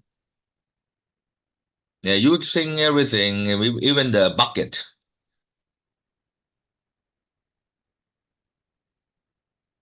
The hose, water, digging the hole. Try to pump in the water, get the water supply. flood the area, making the fire line to stop the ground fire. So similar thing, and this is a flooding the area just to pump it in. But if you don't let the water out at the first place, it's okay. In this, one of the problem also we have the irrigation system that for the people to do the farming or to use the land. But the irrigation system is so big and it's drain water out quickly. So water blocking or whatever is not really help if the area outside got drained the water out. So the water in the pit will go out. Okay, and we also have this training with the French embassy in Singapore that we're doing the fire suppression, and ASEAN is also the member that sending the firefighter to train with us. With a focal from Korean as well, and we done it 2 times already, and we're lucky to have more trainer from Australia this year. Okay, what lacking for us is the utilization of the good science to make a decision. They're just not really in place yet. So this have to be improved. And then they love here in Thailand more mobile app that you can use. So everything is mobile app. But they do it quickly without concerning of the fact of the fire science or smoke science. So in my opinion, it is very dangerous because the public can use it too and use them too, and then they will got the wrong idea and then might mislead the public and will create a bigger problem in the future. Sorry, Dr. Chai, to interrupt. Yes. Your time is only about 3 Okay. minutes left. Yes, thank you. This is almost the last slide. And we don't really do the field validation, the calibration, not really that. And we need the one-stop service on the online. So anybody can go in and every information is in there. So we have a better detection, but we need to work more on the prevention. And to conclude it, it is not the climate change, it is the climate crisis. Disaster and severe events are inevitable. Building resilience, this is my belief, building resilience at the community level and the sustainability among us are our ultimate goal to cope with the future. That uncertainty of the extreme events will come, and we, of course, are different, but we should work together. And when we work together, we can do better job, and we can, attack and be ready for the future disaster that will come our way. Thank you very much. Thank you very much, Dr. Chai, for your interesting presentation. I think we learned a lot from what you have presented about the fire causes in Thailand that is not exactly the same from we have here in Indonesia, and also the way how the fire is handled by the government and other parties. So we'll be inviting question from the audience in the room. Does anyone have question? Bu Afida?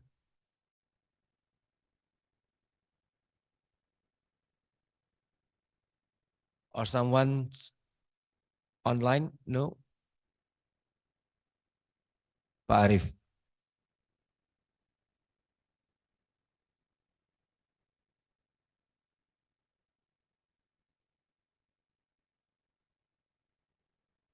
Okay, thank you very much, Pak Ahmad Muhammad. Yes, it is interesting topic about the forest fire. Yes, not specific, but peatland fire. So, Mr. Virachai Tanpipat, you mentioned that the cause of the fire in the Thailand because of the oil palm plantation activities, and also it is always as the topic of the Indonesia. The oil palm plantation is one of the causes of the peatland fire, and also the what do you call it, the corporation and also the association of the corporation of the oil palm refuse the this that's oil palm plantation as the main cause of the fire, forest fire.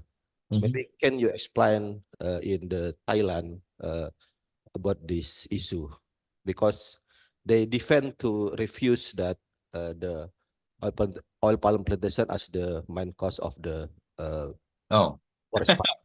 Thank you. well, yeah.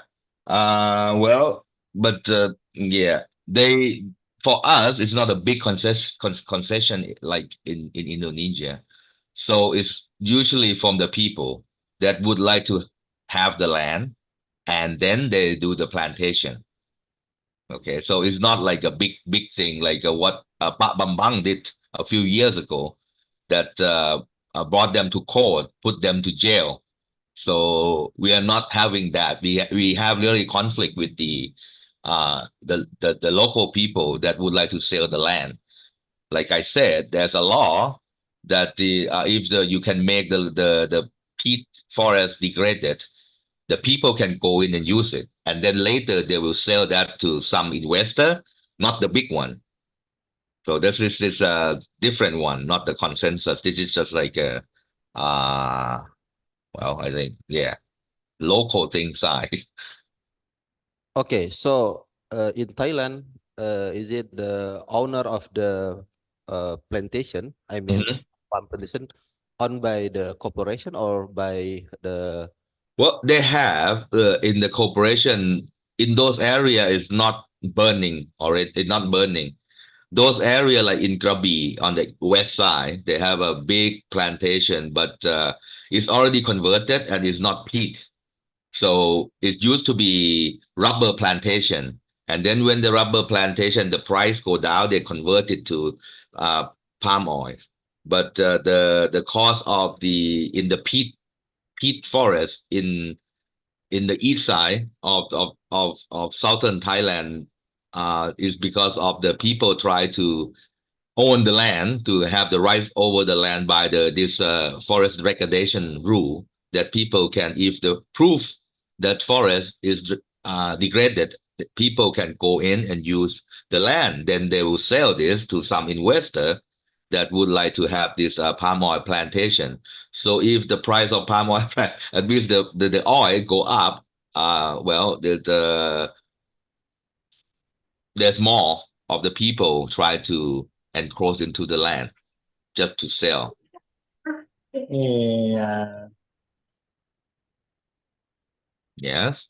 Answered already. Okay. Okay. Oh, one question from the room from Dr. Haris Gunawan, please. Yes.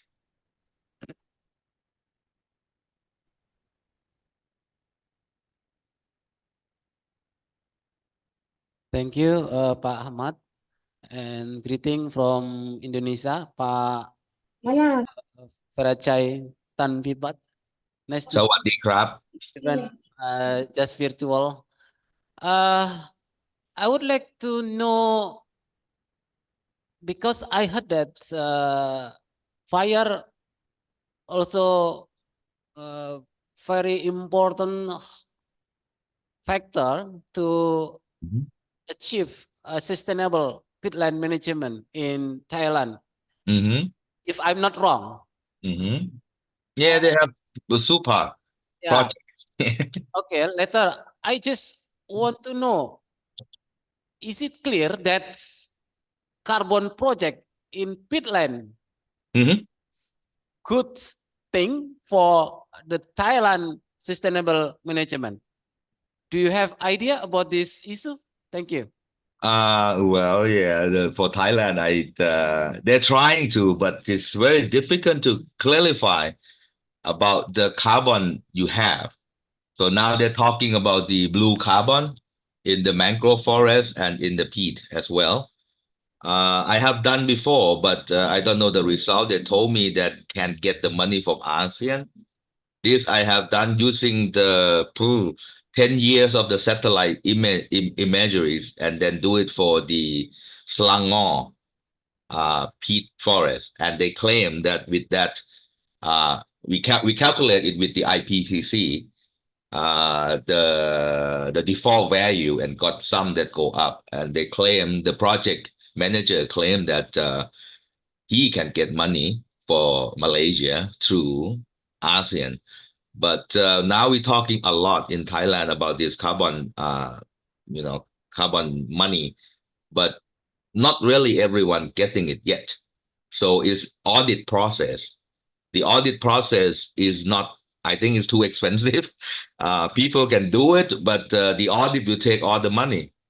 But they have to reduce that. And this is what's going on in Thailand. The farmer or the people, let's say all the people, they are angry that they have been protected the forest, they have been keep all the trees, the money not coming in yet.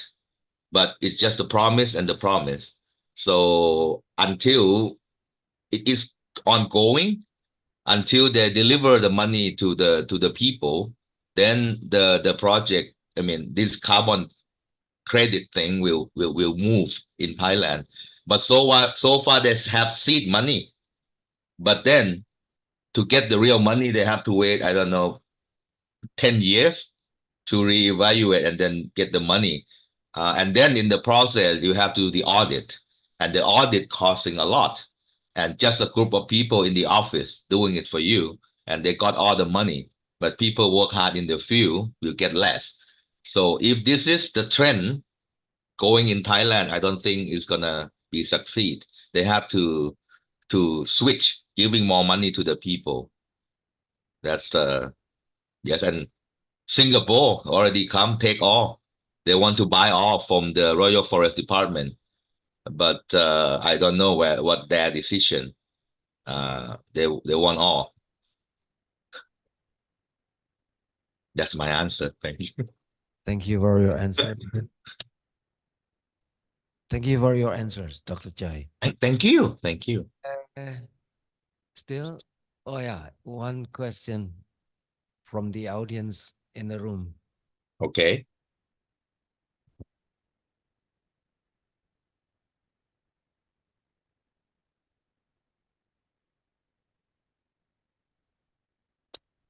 Okay, good morning everyone and good morning Mr. Farachai from Thailand. Good morning. Firstly, I want to introduce myself. My name is Bagus Fandi from Riau University. I'm a fresh graduate from Environmental Engineering Bachelor's Program. I'm very excited and I want to say thank you very much about your presentation. It's very excellent.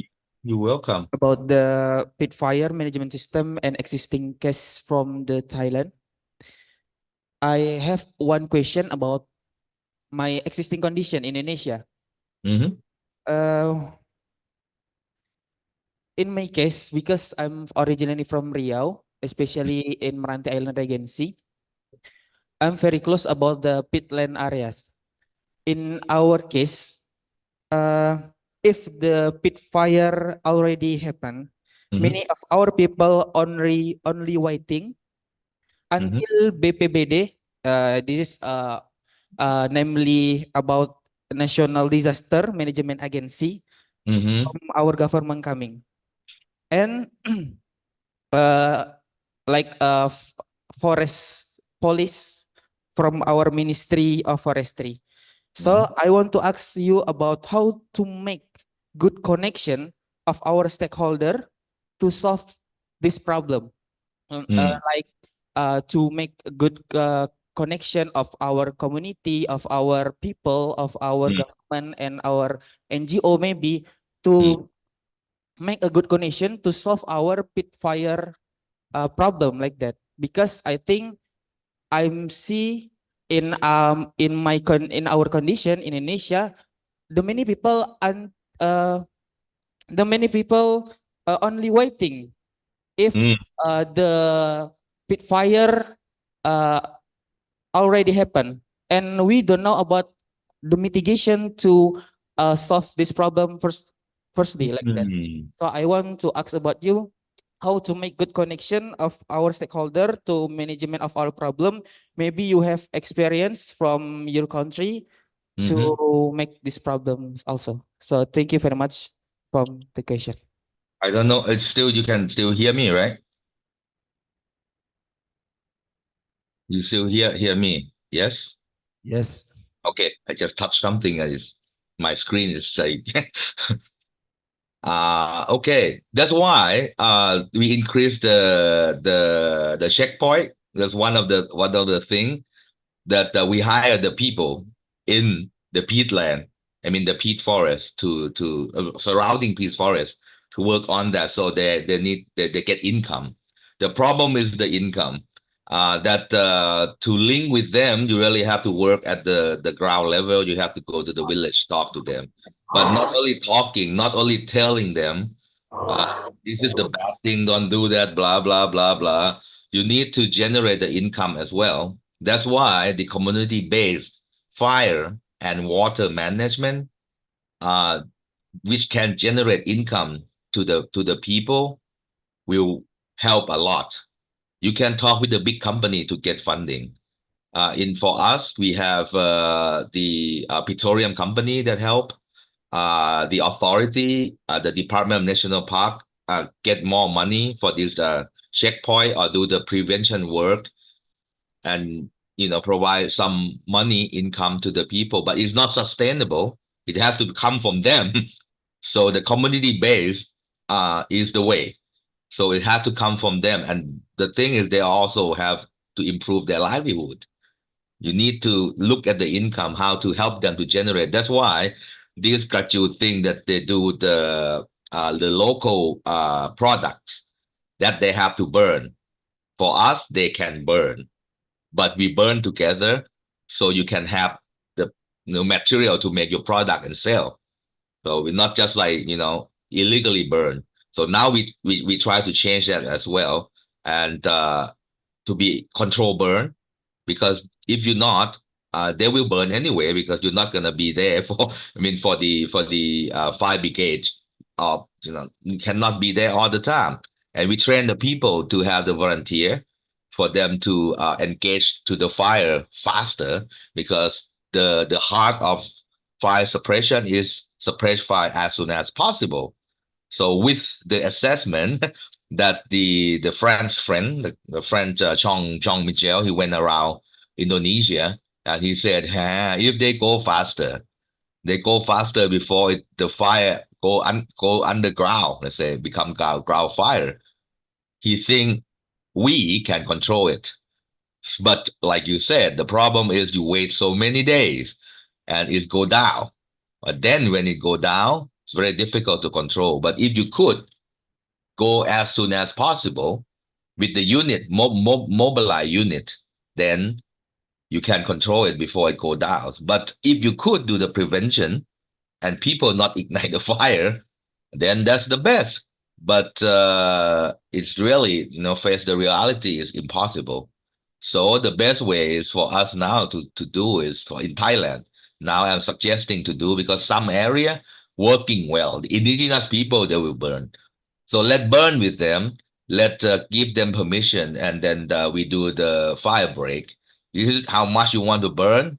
Okay, the authority from the forest fire control station will go there, and then work with them to do the fire break and make a plan to burn as a kind of prescribed burning.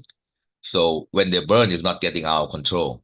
So we are also have problem, but we try to improve for the time to go to the fire as soon as possible. As a theory, it's a theory that everyone have to go. Like for France, they can go 10 minutes with the plane.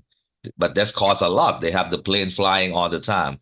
So they do that. For us, it's just like when we get the alert, then we try to go as soon as possible. And we have the people in the village that we train and helping. So that the thing have to work with the people. But it will be the question again with the budget thing. It's never sustained with the budget. When budget dry out, the people no support, they will change and go back to the same thing. So if you could get them to really work with you and think for themselves, then it can sustain. To sustain that, like I said, income, they need money too. So if they have sustained income, then it's okay. Yes. Okay. Thank you very much for your comprehensive answers, Dr. Chai. You're welcome.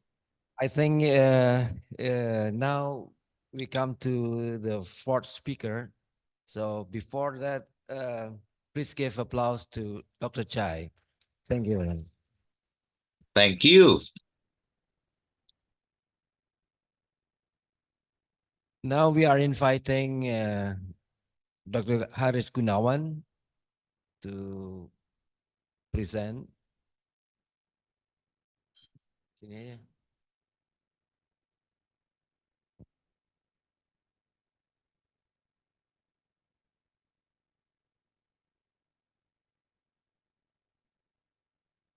As a brief introduction about Dr. Haris Gunawan, he is affiliated with the University of Riau.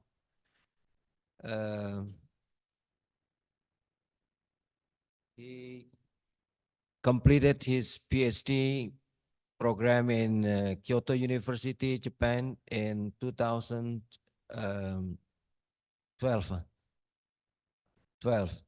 And then he served as one of the deputy in the Agency for Peat Restoration, or PRG, in Jakarta until 2021. And then he returned. Now he's joining again, rejoining the University of Riau. Yeah, please, Pak Haris. Thank you, Mr. Moderator, Pak Ahmad.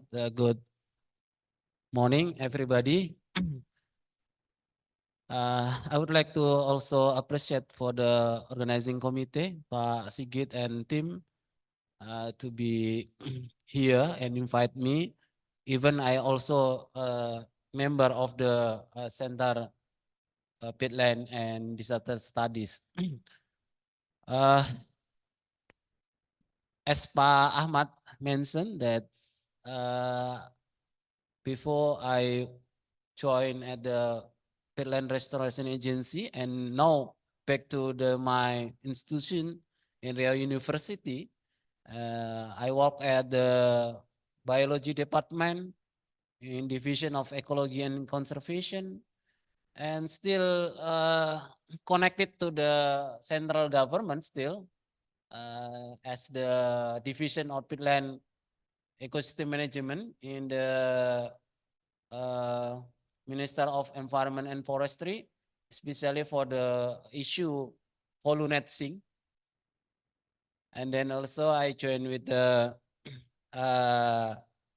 master program is disaster management, University of Riau, and also and the others organization non-government, Tropical Landscape Foundation. I would like to start in the previous speaker talk about the disaster and the problem of the peatland. As my experience during 20 years, almost more, we have to thinking about the idea how to create the new direction to understanding about the degradation. Yeah. That's the point of my presentation this event. Yeah, because for long time I work in the Peatland.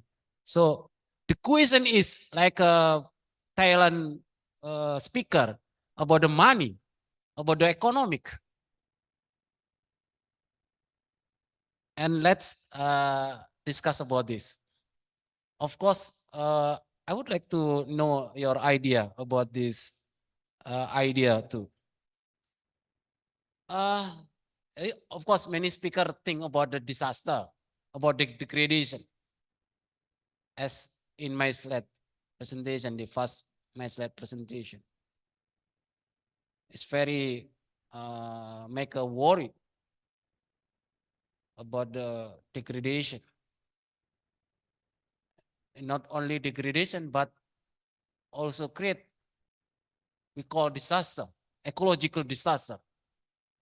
And then some area heaven we call silent disaster, subside of the peatland. And we know that this is real event, even without any further confirmation. But if you visit to the peatland, so we can face by our eyes the peatland in Indonesia, peatland in Riau face strong degradation. So if we understand about that, so we have to thinking about the how to solve, how to create, because only 100 years, 1 decade, we use peatland, and then we face very strong, very serious degradation and very serious disaster. And is it clear? Is it fair? You know that to make or to form peat needs 1,000 years, 40,000 years, the new research. But just 100 years, we face very serious degradation and very serious disaster, ecological disaster. So that's my point why we discuss about the how to create the new direction, new way to use or to manage the peatland. I think this one of the idea to use the peatland. We call the green peatland economy. There are some point or some characteristic how the green peatland economy will be done. One, we have to consider the all activities should be addressed about the low carbon emission. So Riau University should be lead to research about the carbon emission methodology.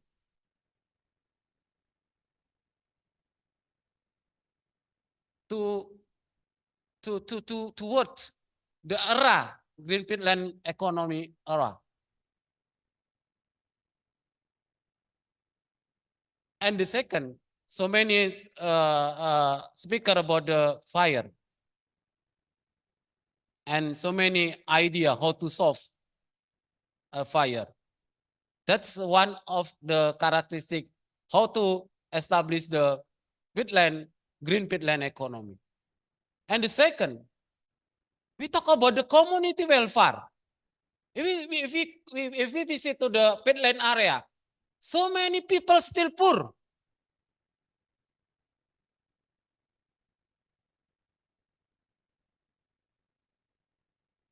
And then also we talk about the sustainability production. That's also a problem. Is it clear? Our crop will be sustained, the production? That's also need to further discussion. And no deforestation. I just also give the idea for our Thailand friend. If the carbon credit or carbon emission or carbon project is not working, the government should be tackled, should be handled. That's Indonesia experience. Yeah, this is the Indonesia experience. The achievement, the success to reduce the carbon emission, the Indonesia government can climb and get the money, and money come to Indonesia. More than 3 or 5 trillion rupiah, billion come to Indonesia. I don't know. I just want to ask with our friend in Thailand or in Brunei, if they walk in the green peatland direction, they can climb the achievement, the result for the global community. Yeah. And Indonesia, because also strong commitment, increasing the commitment for the decreasing or reduction of emission carbon from to now 29% to be 31, and from the Indonesia self. But if there are international support, we will commitment more than 43% to reduce carbon emission. And then money come to Indonesia.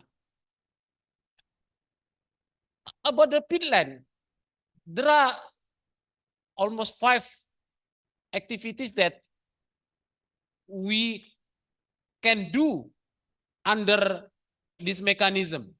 We call the volumetric program. Because we have to spend more than 5 trillion. This is very big money. Still anytime, Pak Ahmad? Still? Okay. Because still left 5 or 6 slides. Yeah, we can do for the peatland deforestation to decreasing, and to also decreasing for the to do the peatland restoration, hydrology management, and then also biodiversity conservation. That's our activity under volumetric program. So we talk about the green peatland economy because the Indonesia is the biggest tropical peatland, and mostly on half of their area is degraded. So this is the challenge, the big challenge for establishing the green peatland economy. If we want, I just show you. Right now, the price of the carbon emission, if we can reduce 1 ton, the price a lot around 2 until 5 US dollars, and sometimes can reach 9 US dollar. But in the global market, you can see until reach 100 US dollar. 1 ton we can reduce. So it's very big money.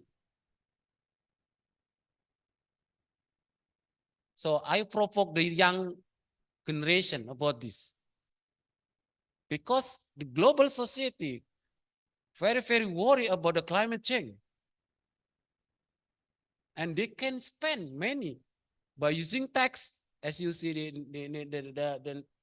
left figure, the left table. The developed country will be increase the tax for the carbon.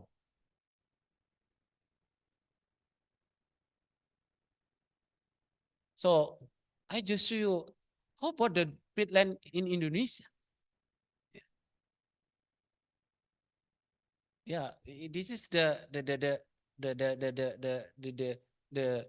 assumption, yeah, the how we can get so many opportunities to get the fund. Yeah.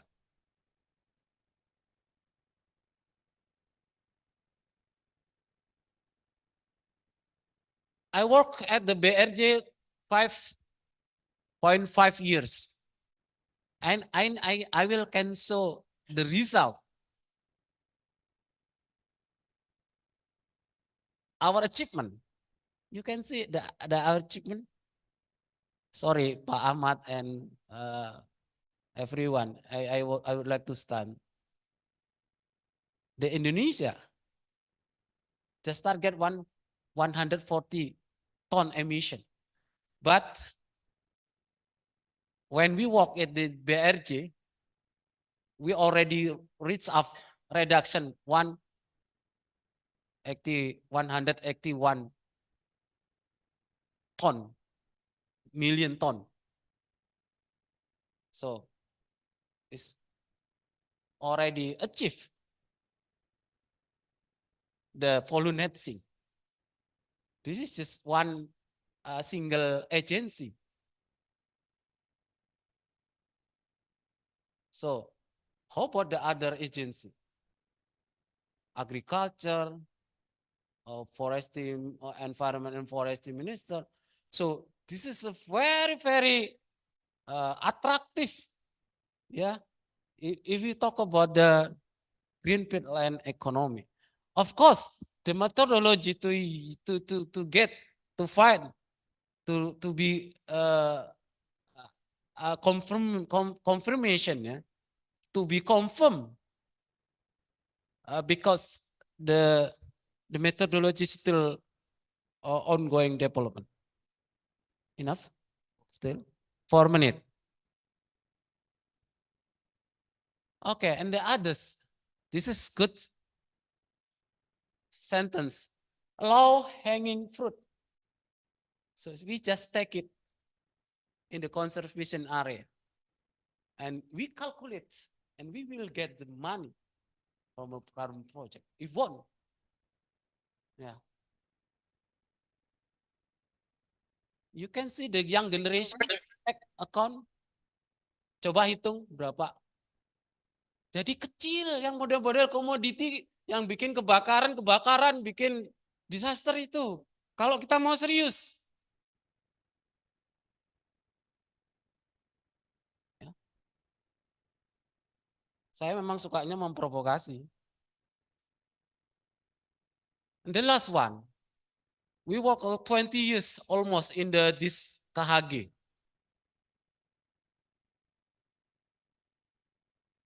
If we can manage by design of green peatland economy, we can harmonize and crop and the carbon.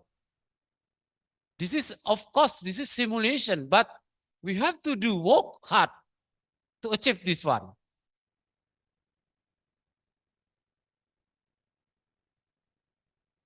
This is one example, real work hard worker. Many people say, oh, degraded peatland, catastrophic tropical peatland cannot be restored. No, we can do. We already, but still so window. We need to escalation. We need to extend. We need to scale up.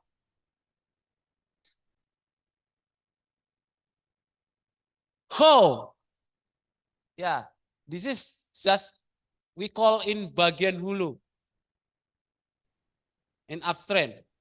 In downstream, we have to talk about the money. If not, this is just only good in our face, in our discussion. But local people say, no, we are not interested this one. So we have to discuss about green peatland economy. So the last one, Conclusion. High potential for continued degradation to peat ecosystem and the threat of ecological disaster, including silent. So disaster will be continued. Of course, in degradation also.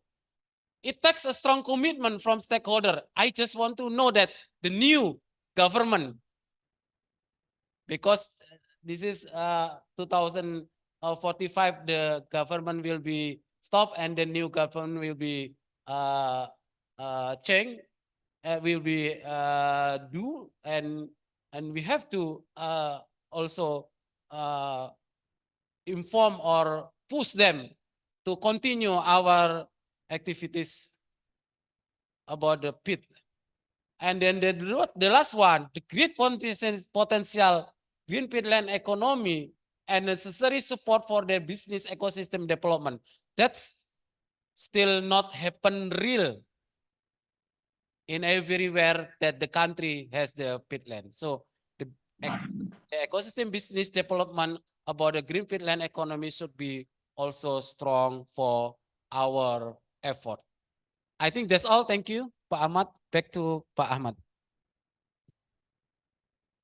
Yes, thank you very much, Pak Haris, for the inspiring presentation and provocating presentation, Pak Haris. Yeah, perhaps some of you are interested to ask. Yeah, Yamamoto Sensei, please.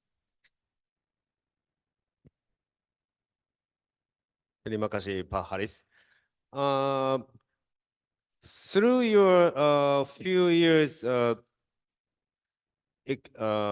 experiment in central government, what the method or measure was the most effective for the saving carbon into the ground, or how to measure, how to decrease the carbon emission?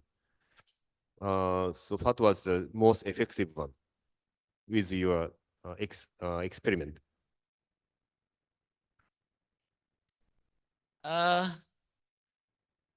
Indonesia already have a good regulation, Sensei. Peatland already divided to be two zonation, two function, protected function and then cultivation function.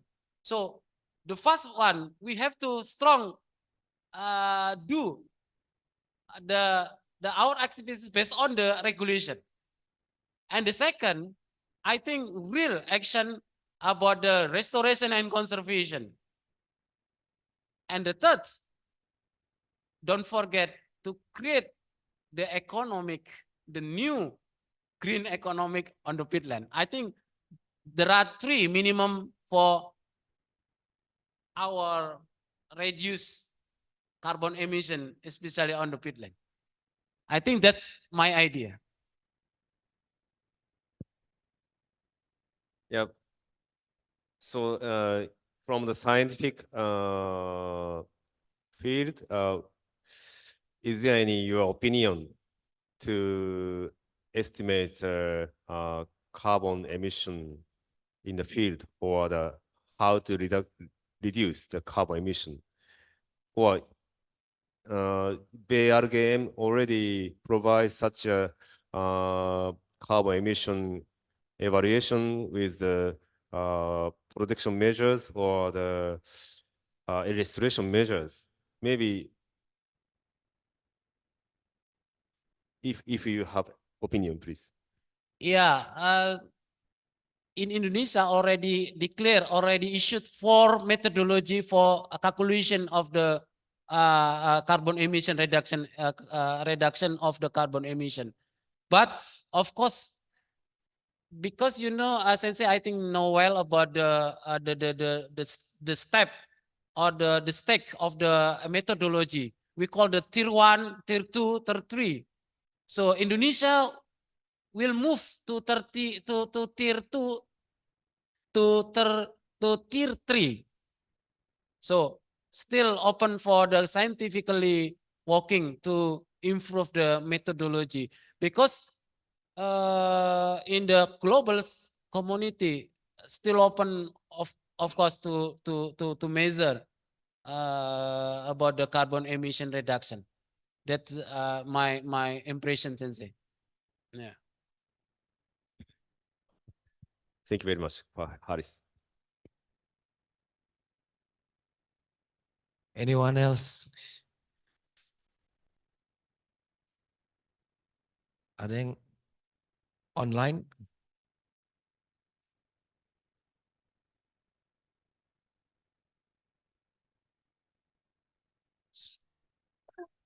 Pak Arif nih biasanya. Pak Arif selalu punya pertanyaan. Please Pak Arif.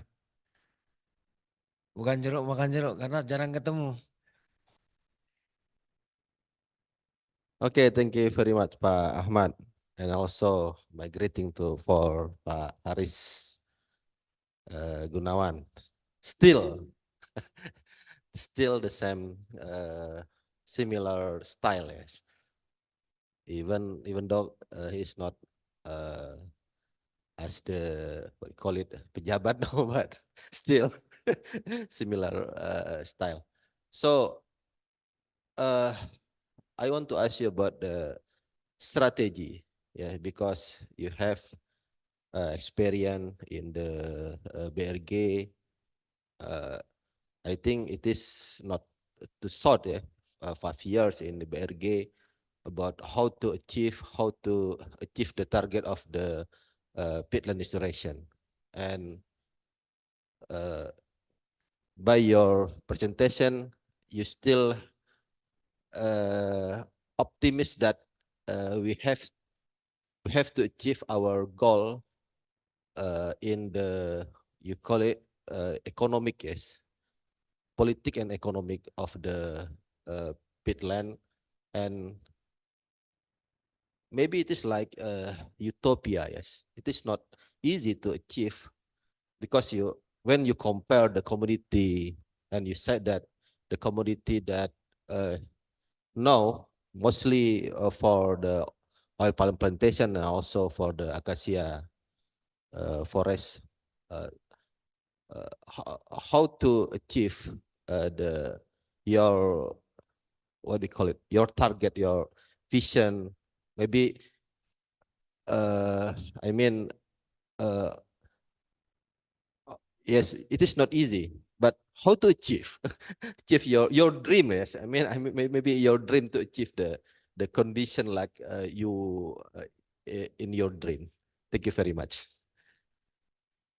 I know Pak Arif, this is my close colleague, yeah. And if he make a question, and also I will be difficult to answer. Yeah, because he know well about the peatland and community situation, political, economy, and others situation about the Indonesia, about the district, about the provincial level. So it's not too easy, Pak Arif. Yeah, but we have to optimism. As Pak Sigit say, there is a new hope. This is the good seminar title. New hope. Hope. But we have to do the real too. Yeah, as 20 years ago, when I still young, Pak Ahmad know well about my activity in Bengkalis. No people aware about the restoration. Just talking about the fire, just talking about the campaign, about the journalism and others. No real walking about the restoration. And I say with Pak Ahmad, we have to do real and to make an example. How to make a permanent solution about the fire. Yeah, 15 years later, we have so window restoration. But still not answer about the comprehensive sustainable management of the peatland. So we have to serious Pak Arif discussion about the economic. And my idea and my colleagues and my community talk about the green peatland economy. That's Pak Arif. We have to be optimistic, as this title of our seminar. Hope for the sustainability of the peatland. Thank you. Very provocative answer. I want to ask the last question. Itu apa? Could you show us the slide? I think yang capaian BRG. Oh ya, no, yang ini. Access to show. Ini.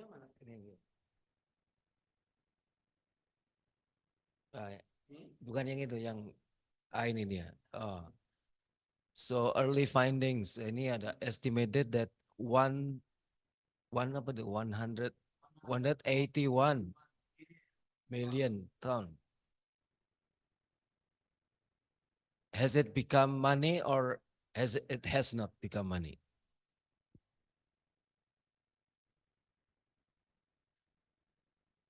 Yes, this is also difficult question and difficult answer. But Pak Ahmad believe we can create the money from the activities. This one, the answer. Yeah. Carbon already reduced. Carbon emission already reduced. Why the world has not paid for that?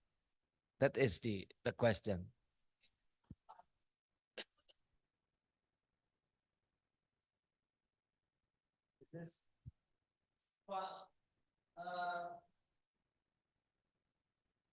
Before the result-based payment, this is the activities from especially the achievement in Indonesia for decreasing deforestation rate. But for the restoration, you know that restoration also impact for the decreasing of fire happen.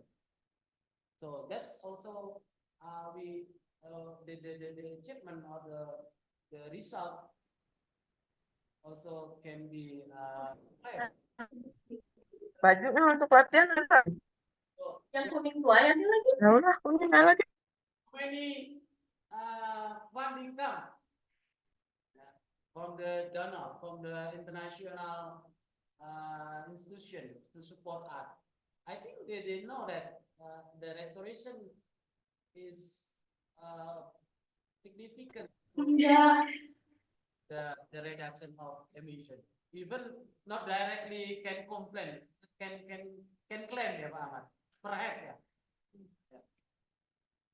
That's my answer.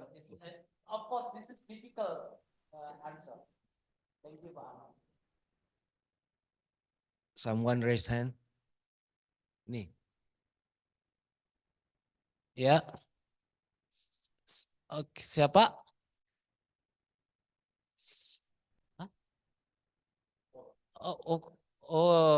Eric from where?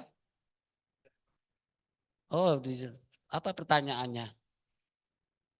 What do you think from our perspective we struggle to fight exploitation?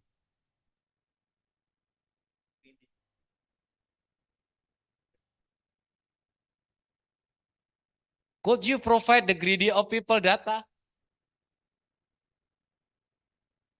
Anyone can help me to answer this? Because like that, not directly with my presentation.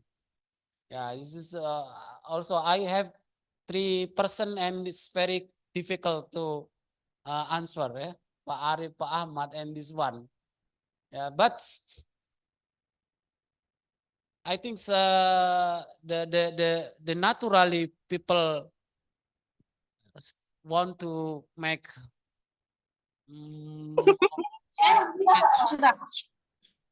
rich people and something that but the system should be establishing more strong, how to strict to consider about degradation, the disaster, and then the future of the sustainable management. And I believe that if we strict about the green peatland economy, I think one of the problem we can contribute to mitigate or to reduce the degradation and then mitigation for the disaster. Of course, we can contribute the climate change for the global community. That's my comment, yeah, not answer. That's Pak Ahmad. Yes. I think we are arriving to the end of the first session.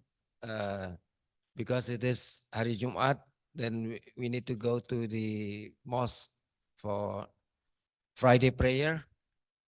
Then we would like to thank Pak Aris Gunawan for his presentation and also his provocation. Yeah. I think it stimulates our thoughts. And also we need to give him applause. Yeah.